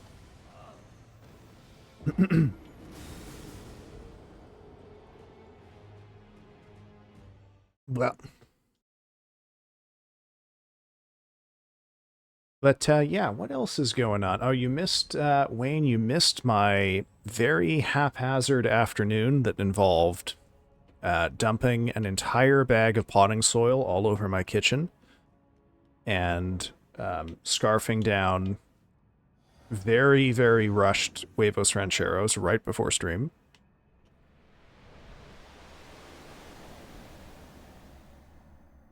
But, gosh, what else did I have? Oh, yeah. So, I put on the Discord, and I think it's on my Twitter and my Blue Sky, but I did put a link to a GoFundMe that is supporting the families of 14 of the people who were seized by ICE in LA over the weekend. It's going to a mix of things, including legal fees and bail and just the general expenses of life. When last I looked, that one was actually doing pretty well and was getting quite close to being fulfilled. So, you know, if you have some money to spare and you are looking to make a donation, that is a pretty good one, I think. If that one completes, I will probably go looking for another one. I have every confidence that there's probably going to be a lot of those around. I do try to make sure that I am picking ones that have at least some level of verification behind them, but, you know, it's time sensitive, can't always be real picky about these things. And we are also running a charity drive for the month of June for Trans Lifeline, which is a charity run by, and for the support of trans people. It is most famous for its support line, hence the name Trans Lifeline, but it provides a wide range of other services, including helping people access and fund gender-affirming care. So if you are similarly looking for a worthy place to deposit some money that is going to help people who are in a difficult position of late, and increasingly so given the trend in politics in both Canada and the US, I would highly encourage you to consider dropping some funds on the Trans Lifeline. They certainly need it, and man, it sucks that this is a service that is only going to become more necessary. Anyway, so that's our charity talk for today. Please check out bail funds for people impacted by the ICE raids, and also check out the Trans Lifeline, please. All right, that's my spiel. You can return to making fun of me for my weird, fucked up lack of a sense of humor.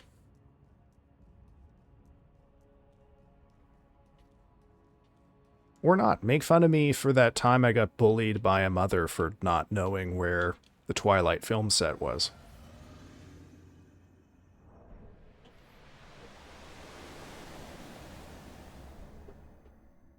Oh. Okay, wait. At least you're having... Oh, what did I miss? Oh, I didn't see you there, Wayne. Saying, yeah, I draw a lot, I just don't post it anywhere nowadays. Oh. What are your usual subjects, Wayne? What do you like to draw? What do you like to represent? Not knowing anything about Twilight is a blessing. It is a blessing we both share.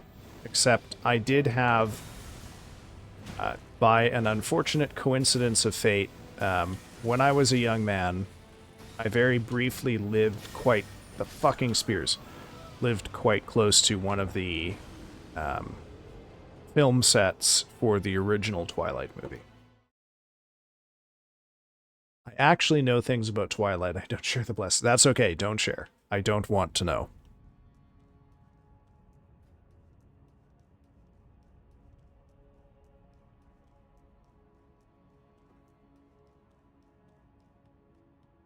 All I know about Twilight is approximately where one of the film sets was located in, like, 2008.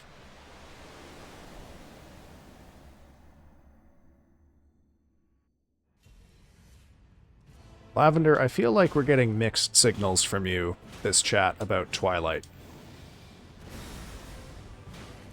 I seem to recall you coming out, you know, not hard against it, but firm against it earlier. Now we're getting this... Where's this enthusiasm coming from? What are you hiding from us, Lavender? Oh. President Twilight stan? Is that true, Lavender? Are you a Twilight stan?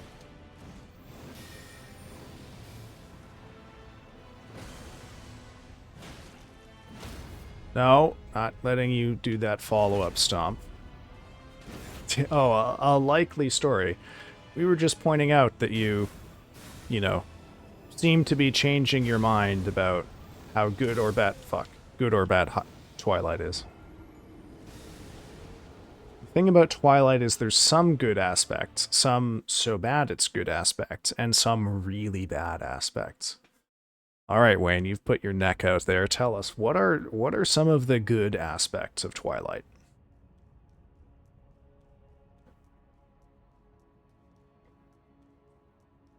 You know, if and I haven't seen the movies, I would have said probably Kristen Stewart's acting and Robert Pattinson's acting, because based on what else I've seen them in, they seem to be pretty talented thespians.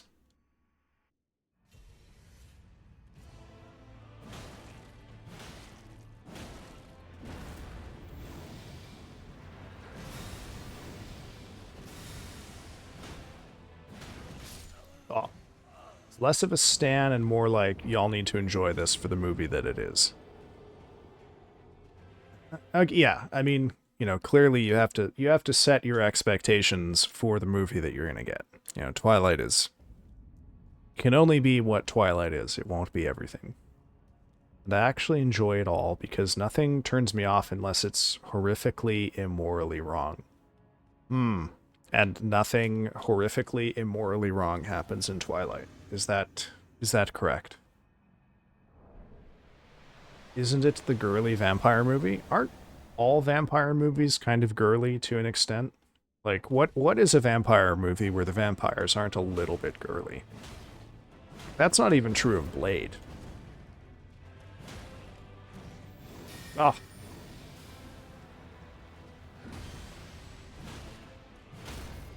gotcha, you fucker. I was not even into Twilight when it appeared, but now I enjoy the power of sharing the details out of spite. Well, I'm happy to provide you the canvas on which you can tell a story made from spite. Not the spear, you absolute fuck. No, not those either. Oh, man. Oh, no. Man, he is really testing me here. Nope.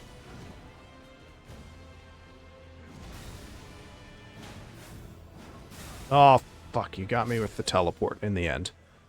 I actually like a few of the characters, including Bella, brackets, she was awesome in the book lol, close bracket.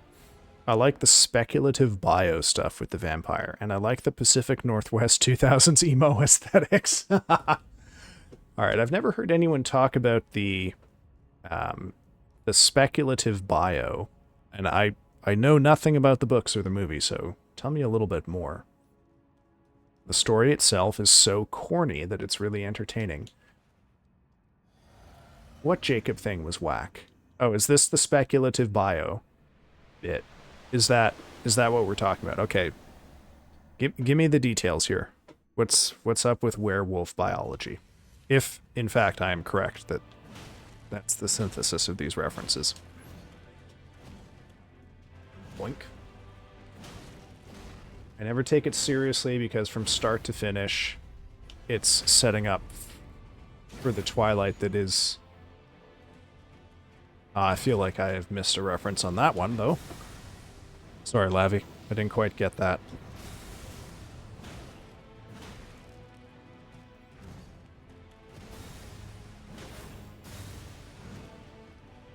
Oh, no. I swear to God, Radagon's AI is playing this completely differently than from the first hour. Can we spoil the ending? Yes, absolutely. We are a pro-spoiler crowd here. I do not respect, for the most part, spoiler warnings. The thing is that I am old enough to remember a time before spoilers.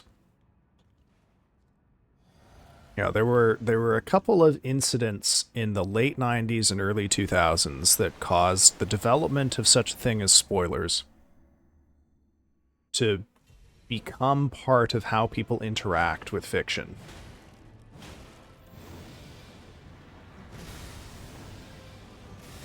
I never saw that as a teen, but I did see the last part of the movie. Oh my god. Saw being the racism. Oh my god. I never knew about that. Only the one movie that got me confused on why they're fighting, and only now, when I grew older, I realized why. Okay, but I don't know why. You have to tell me. I am pro spoiler because I am pro people learning to relate to art in a way that does not reduce to the experience of being a consumer of it. And that requires that you abandon the industry standard practice of not knowing anything about a movie or book or whatever before you engage with it. I believe that at the end of the last movie of Twilight, oh my god, big message. Bella got pregnant by Edward and they gave birth. I think only one person gave birth here, Lavender. Gave birth to a baby, and Jacob imprinted on the baby. But what is imprinting? The speculative bio is pretty surface level, but essentially vampires aren't undead. They're predatory humanoid critters that mimic the appearance of humans to draw in their prey. They're also venomous, and their venom has the ability to either kill or turn their victim into a vampire by literally warping their DNA. Pretty cool, honestly. The idea of vampires as venomous is interesting. Bella got mad saying, "You imprinted on my daughter?" And his only response was, "I saw my life flash with her, and one scene was a wedding, like a wedding between Jacob, who I assume is approximately Bella's age, and the daughter." Fuck.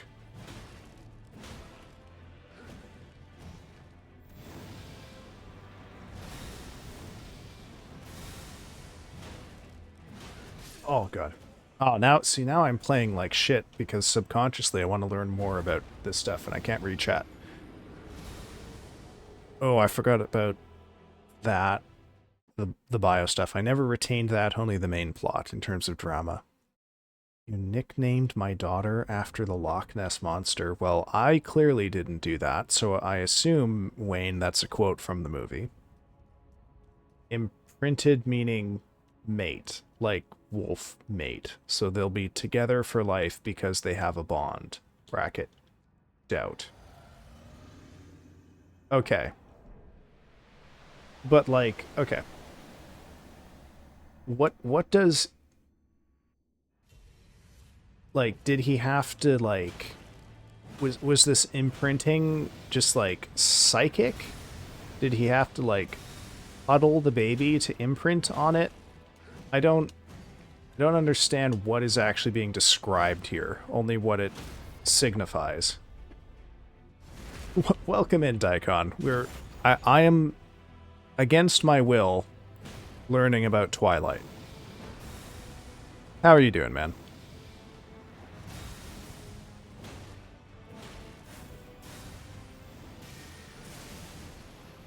Fuck you, Radagon. Not this again. God damn it.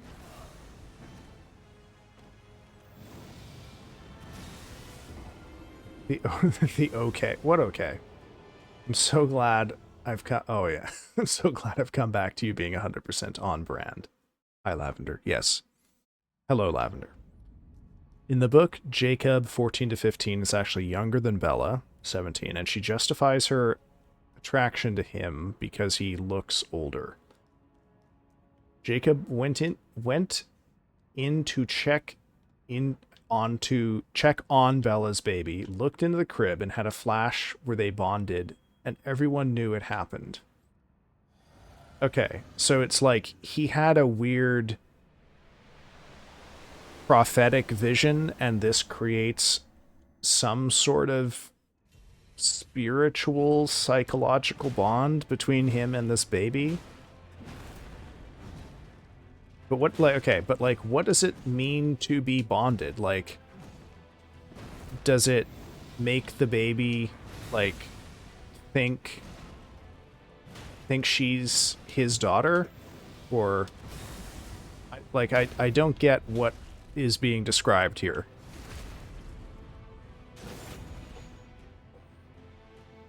Like, how is life qualitatively different with someone to whom you are bonded to in this way versus someone you're not?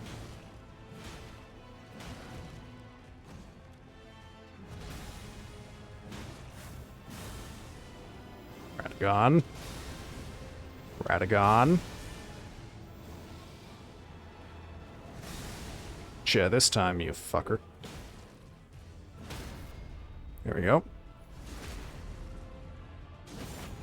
I am bonded to my landlord because I owe him money. Yes, bonded in the feudal sense. I like that, Carbonate. That is correct. I am also bonded to my landlord that way. Oh. Fuck you, Radagon. Jacob was literally my favorite character, and I'm so mad at how Stephanie Meyer treated him. First book, he was just a nice young man, and they fucked him up so bad just to make Edward look better in comparison. Silver lining, Bella's relationship with her dad is pretty good. I am missing so much shit here. I'm sorry. Okay. I never read the book, so you'll be our source here, but I can see how he would have been turned into a good person instead of whatever he turned into. How are you doing, Carbon? How has your day been? I would say I know remarkably little about canine adjacent erotica for a trans guy, but I know Twilight is somehow relevant to it. You mean you don't know about the Omegaverse, Daikon? How did this happen? Even I know about the Omegaverse.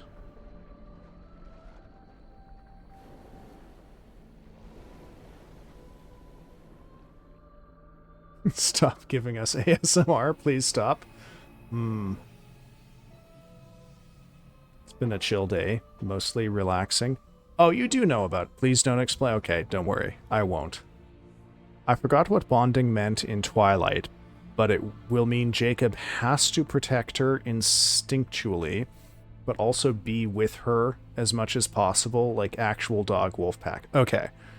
So, hypothetically, imprinting just means in the way that, like, wolves in a pack are imprinted on one another. It's not definitionally romantic. Am I understanding this? Fuck. Hope your stream's been going well. Well, Carbon, stream's been going about this well. I've been kind of fucking up Phase 2 while getting flooded with cursed Twilight knowledge. So Bella's fear was that her daughter's life has been changed forever since she'll always be with Jacob instead of having a choice. Okay. So imprinting affects the daughter's psychology too. So it's not just that Jacob now instinctually feels like he needs to protect her because she's part of his pack. It's that she will also feel like she's part of his pack. Is that correct? Oh, VIP. VIP for Carbon. Okay, I will get that. After I die next. Congratulations, Carbon. You have been made a VIP of the channel, and also my condolences. You are now susceptible to various VIP punishments, including stretching, hydrating, complimenting, and meow mode. You can, however, un-VIP yourself if you so desire. It's like Omegaverse, but for arranged marriages. It's very ambiguous to me how, like, is this thing bi-directional? I don't know, because in his visions he saw himself marrying her. So it's her future now. I don't know if it's really romantic, but knowing that marriage is part of it is already concerning. ASMR never stop. Okay. Okay, but like, concrete question here. Does her daughter feel like Jacob is her destiny, I guess, now? Or is this purely a thing he feels? This is like the missing piece here that no one has yet clarified.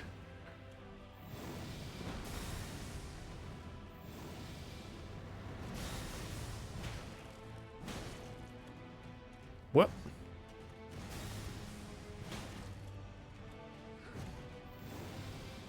Oh my god. But yeah, Daikon, we're on the final boss of the game here, so once I beat this boss, we'll be done with the Rune Level 1 run. That's true. The ASMR never stops.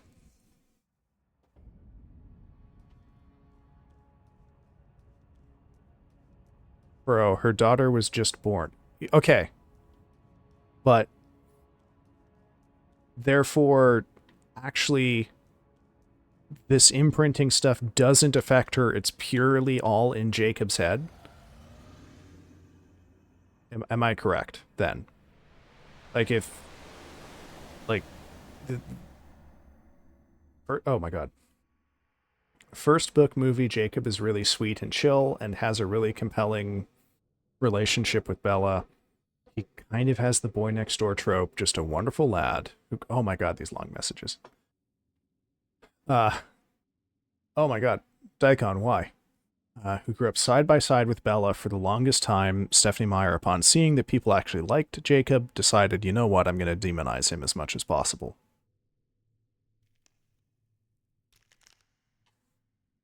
It is not my favorite. That is twisted propaganda from the mouth of Cheerio Potato, who is not even here to see what his cursed meme has wrought.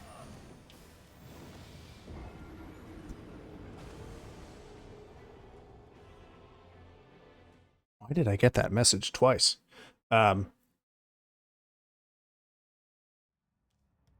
Okay, so like the imprinting shit is weird, but up to this point, people have been discussing it like it was mind control on the baby, but it actually seems like it's just Jacob being fucked up and weird. So suddenly I feel less strenuously about this than I had been feeling previously, which admittedly was not strenuously. Oh man, come on. I actually don't know, because I stopped watching the movie. Oh no. I think that was the last of the Twilight, since it's a trilogy, and the third movie is where Bella is pregnant. Oh, I thought there was way more than just 3. Maybe I'm thinking of, not Grey's Anatomy, 50 Shades of Grey. Fuck.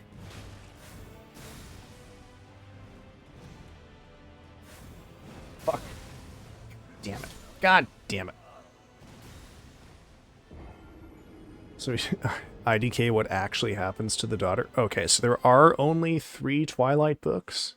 Or maybe there's only 3 Twilight movies, and they've just condensed them. Oh, Muesli, you gave me a hydrate redeem, and I missed it. Okay, I will hydrate now for you.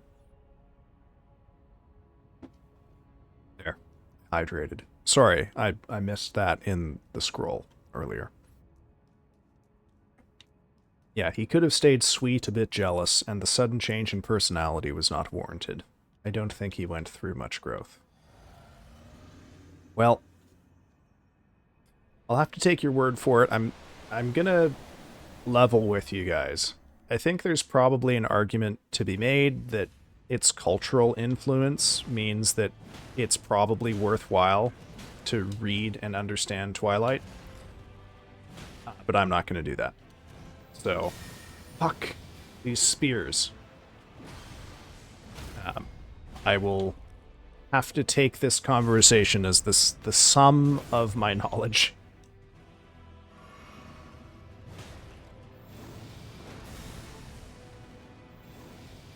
Yep, there we go.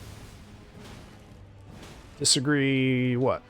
I mean, I don't know. I think of it as, I'd say its cultural influence is such that we osmose sufficient information about it, despite ourselves. Well, I don't know. Like, I think there is a trajectory that probably starts with Harry Potter, goes through Twilight, then goes through, fuck, what is Katniss Everdeen from? What are those movies? What are those books?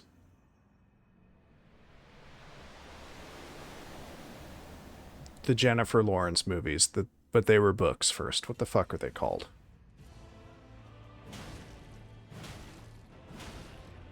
Hunger Games, yeah.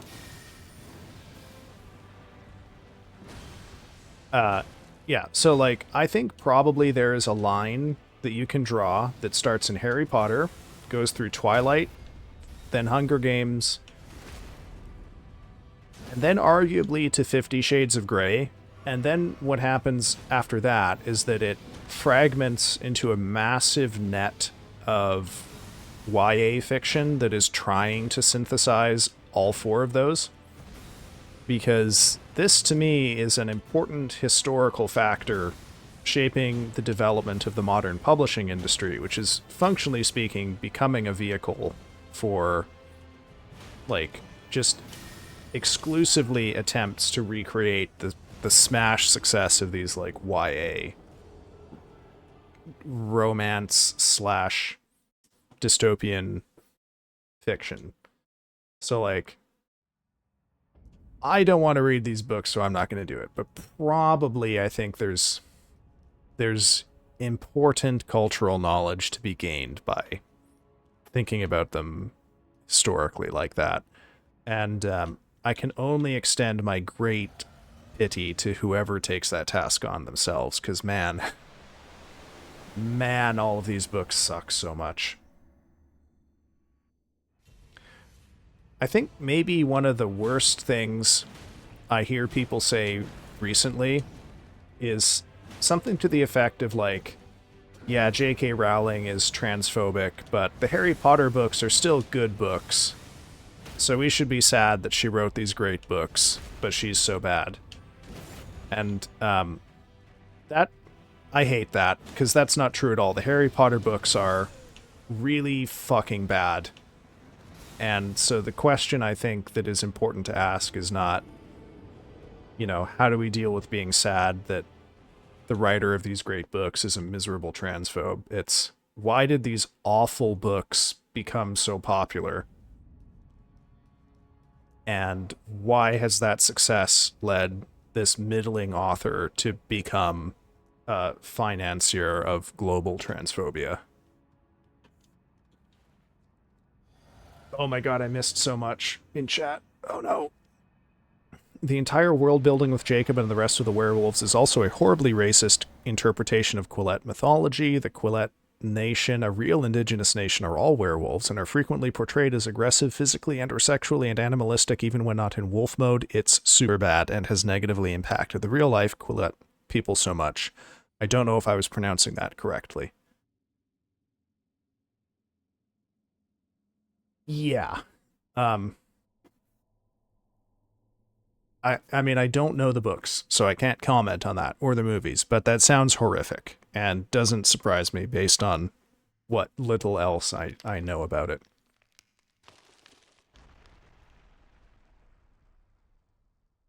It's pretty grim. It's so palpable when her success makes her editor-proof, too. Actually, I vaguely remember a headpiece on the movie. Is that a reference to their culture, but badly portrayed? Oh, right. Okay. Yeah, that sounds about right.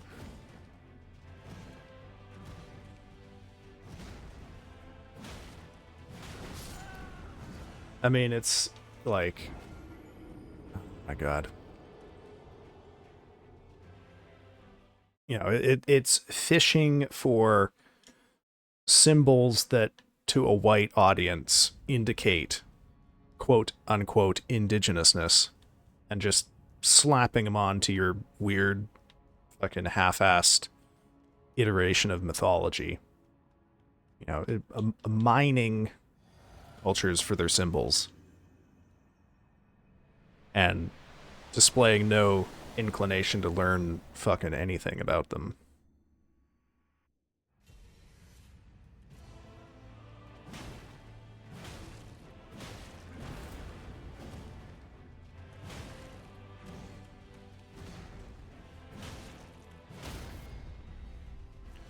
It is. In real Quillette mythology, wolves are the ancestors of humans. Smire took that and ran and fell horribly. Oh, fuck. I keep forgetting I can't roll that. I have to jump it. And fucked up an entire ethnic group due to misinterpretation of their culture and freak-ass settler tourism. Sounds about right.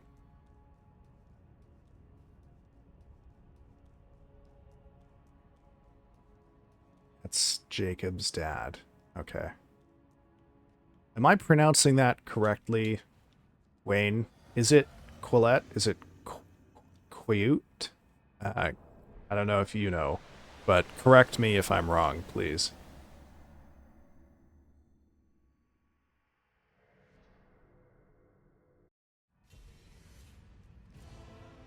And since I'm almost certainly wrong, please correct me.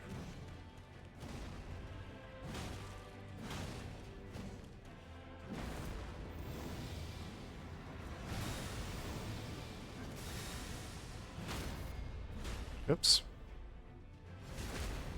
Quillette is, yeah, the right-wing publication. Well, it, wouldn't shock me if Quillette named itself as some, like, weird insult to the actual nation. Shit. Pretty sure it's pronounced Quillayute. Okay. Quillayute. Quillayute. Quillayute. Back from stretchies, almost got killed by my own ass. Tell us more. Tell us more. I want to hear about the assassin. I am going to bed. See ya. Hey, thanks for stopping by, Muesli. Sorry I disrupted your night with so much unexpected ASMR. I will definitely do it again, but I appreciate you giving me your feedback on that. Rest well.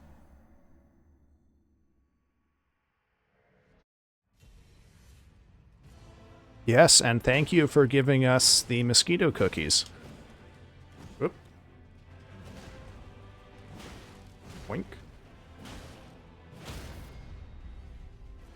Yeah, one of the redeeming features of the series is the fact that most of the adults who aren't vampires are relatively chill. Oh, is that so? I had not heard that.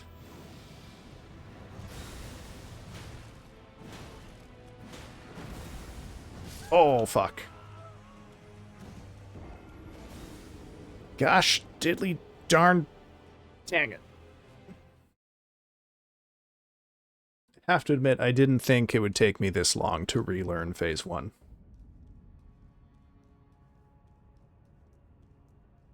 It's wild how this Twilight talk went into this. Well,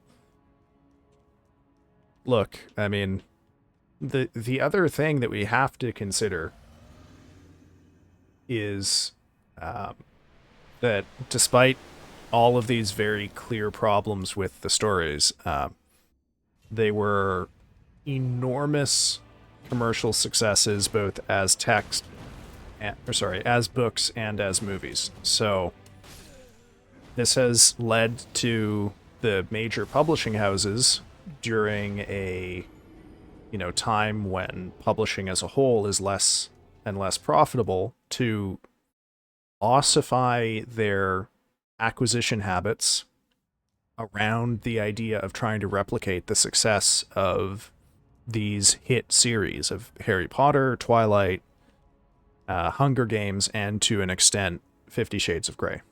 Right? It's why you now get publishing agents for big five publishers, like, basically listing their acquisition interests in the forms of tropes that are like standard descriptors of like YA romance fiction now.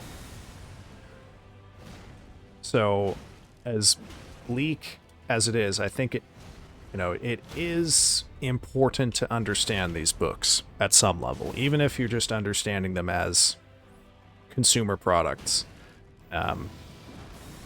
Because of the outsized influence that they exert on the publishing industry, they are unfortunately one of the most influential modern texts. So, that is sad, but you know what makes me sadder is hearing people say that Harry Potter is a good book. So one of the stretches I do is lay down on the floor, extend my legs onto the wall as straight as possible, and then try to touch my face with my knees. Helps very much with my lower back. But today I sneezed mid-curl and lost my balance. Almost got suffocated. I'm sorry I laughed, but Noir, that is kind of funny. Congratulations, you found my sense of humor. It's in people almost dying. Glad you were able to escape from the self-pin, though. Would have been a shame to lose you that way. I hope we all have a more noble end than, like, posterior suffocation. Wink. Oh, there we go.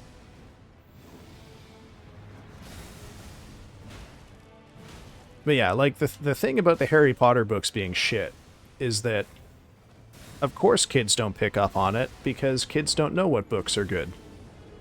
Right? Kids... That's why you have to show kids good books and not Harry Potter, so that they start to learn what good books are. So, you know, when kids read Harry Potter and think they're good, I'm not bothered by that, just because, like, that's how kids are. It's like being mad at a kid for not knowing how to ride a bike or something if they've never been taught. What causes me real, actual human despair is when adults who should know better, by which I mean they've read any other books, tell me straight to my face that, yeah, J.K. Rowling sucks, but the books are good. And that I don't know how to deal with intellectually or emotionally, because that is a statement that has no correspondence to reality. That's a person whose understanding of the quality of fiction is nearly delusional in its inaccuracy. Carbonated Sky. Does learning the flaws of childhood books you like make it any less meaningful, especially when you related to it, or because of it you found and did cool things? Carbon says, I'm enjoying this informative conversation, actually. I used to like them until someone pointed out Cho Chang to me, and I lost my mind rereading and finding all the shit in there. Oh yeah. Like, you know, the list of fucked up shit politically in Harry Potter is 100 miles long. And this doesn't even touch on their formal inadequacies or the weird way that, like, she would write the books specifically in response to online criticism that the books were getting in the early 2000s to, like, try and outwit people who were criticizing her. Oh man, like, it... Anyway, I can't get into this rant because... Not because it makes me mad, but because it makes me sad. Oh my god, I'm missing so much in chat. Sorry. Wayne says, anyway, this is also juxtaposed with the vampires, who are mostly composed of rich white settlers, are portrayed as the most beautiful in the whole damn world because of their Eurocentric features and rarely face consequences for their actions, regardless of how obviously in the wrong they are. Bracket, unless they're one of the bad vampires, who are frequently also more racially diverse. Close bracket. Right. This makes sense. I still think Harry Potter is magical, but only for the world that it is and not for how J.K. herself wants to represent it to everyone else. Well, I mean, there's a circle to be squared here because, like, obviously the books are very impactful on people, right? But it, you know, like... the persistence of the childhood influence can be maintained if you develop a historical understanding of how your taste in fiction has changed. But it can't continue to be, like, a dominant aesthetic principle, or you will never stop, you'll never move on from children's books.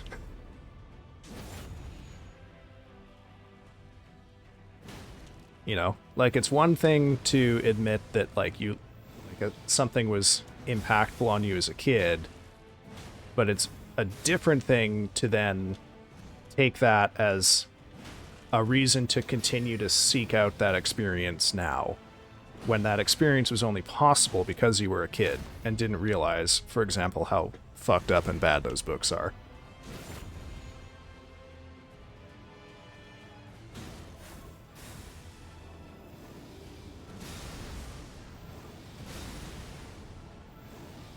Come on, Radagon, don't fail me now. There we go. Gonna get to phase 2 one more time before the night's out. Yes, we are. There we go.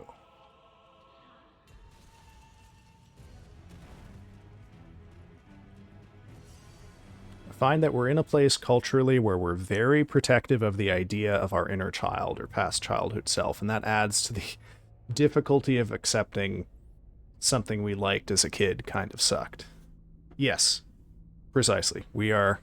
I mean, culturally, we have, we are dominated by this idea of the child as like this perfect innocence that has to be defended everywhere and at all levels. And this also applies to tastes and preferences that are themselves childish, because those are then held to be more innocent and uncorrupted. Oh no, don't, no, not this. Fuck. I'm an idiot.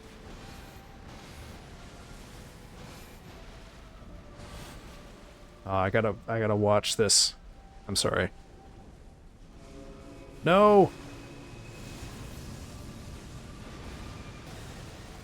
This is why I hate this boss. Is you have to do so much fucking running around. Legitimately, it makes me want to just cheese it with the horse, but I'm not going to do that. Okay. I am, however, going to cheese one attack in particular with the horse. Fuck. Okay. Oh, no. No, what are you doing?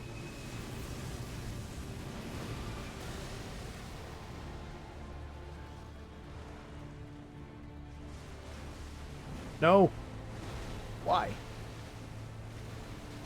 Ah. Guess I should have backed up.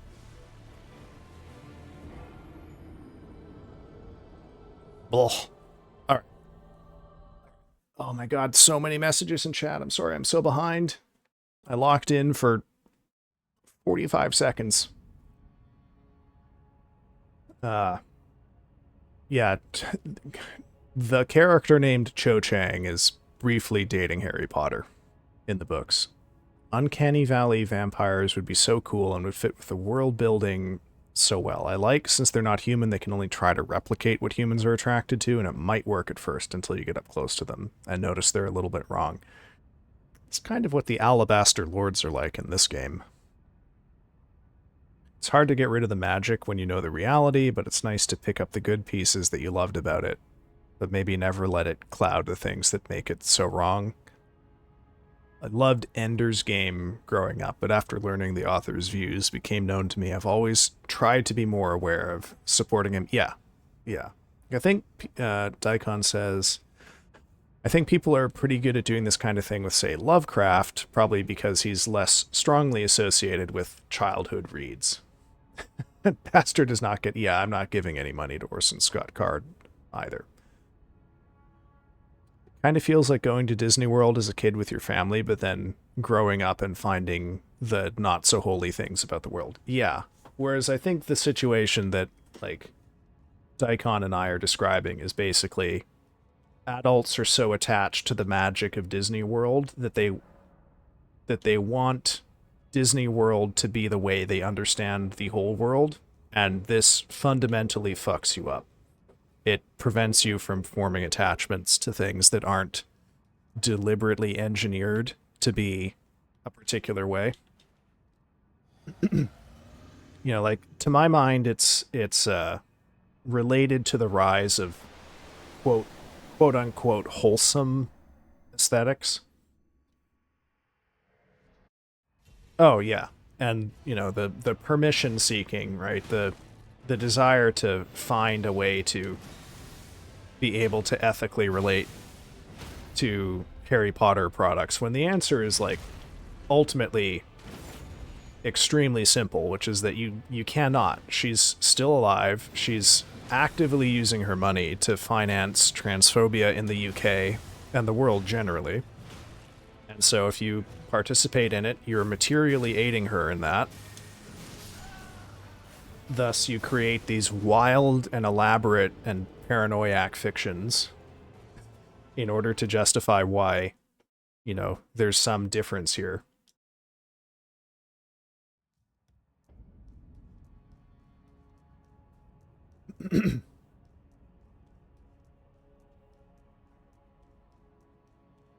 Oh, Lovecraft was a right fucker, but goddamn, did he have the first idea for horror massive aliens, as we know. Yeah. You know, I think the thing with Lovecraft is it is in part what Daikon has said, in that, like,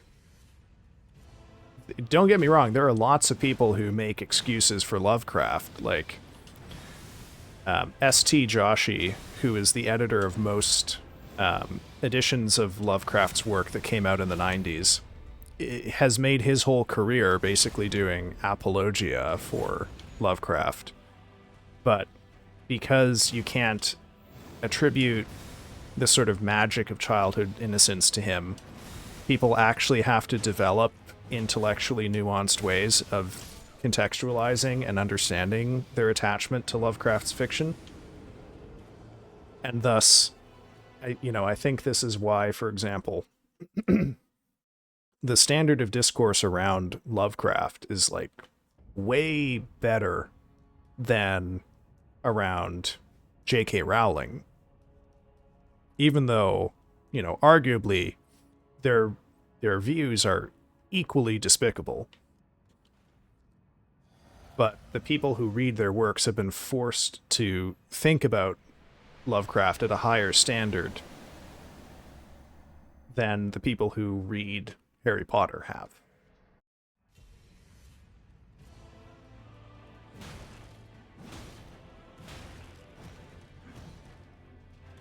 Yeah, well,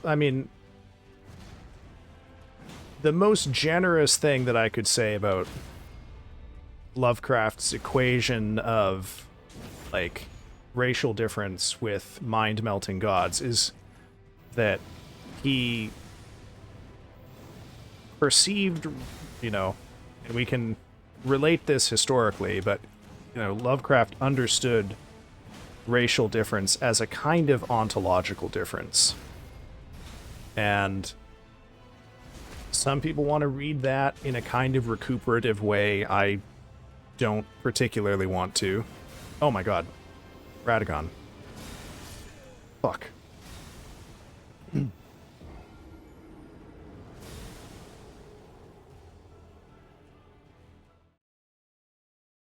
Oh shit, it is almost 10 o'clock. So I guess, now is as good a time as any to get to wrapping things up, since I would like to beat the last ad break here.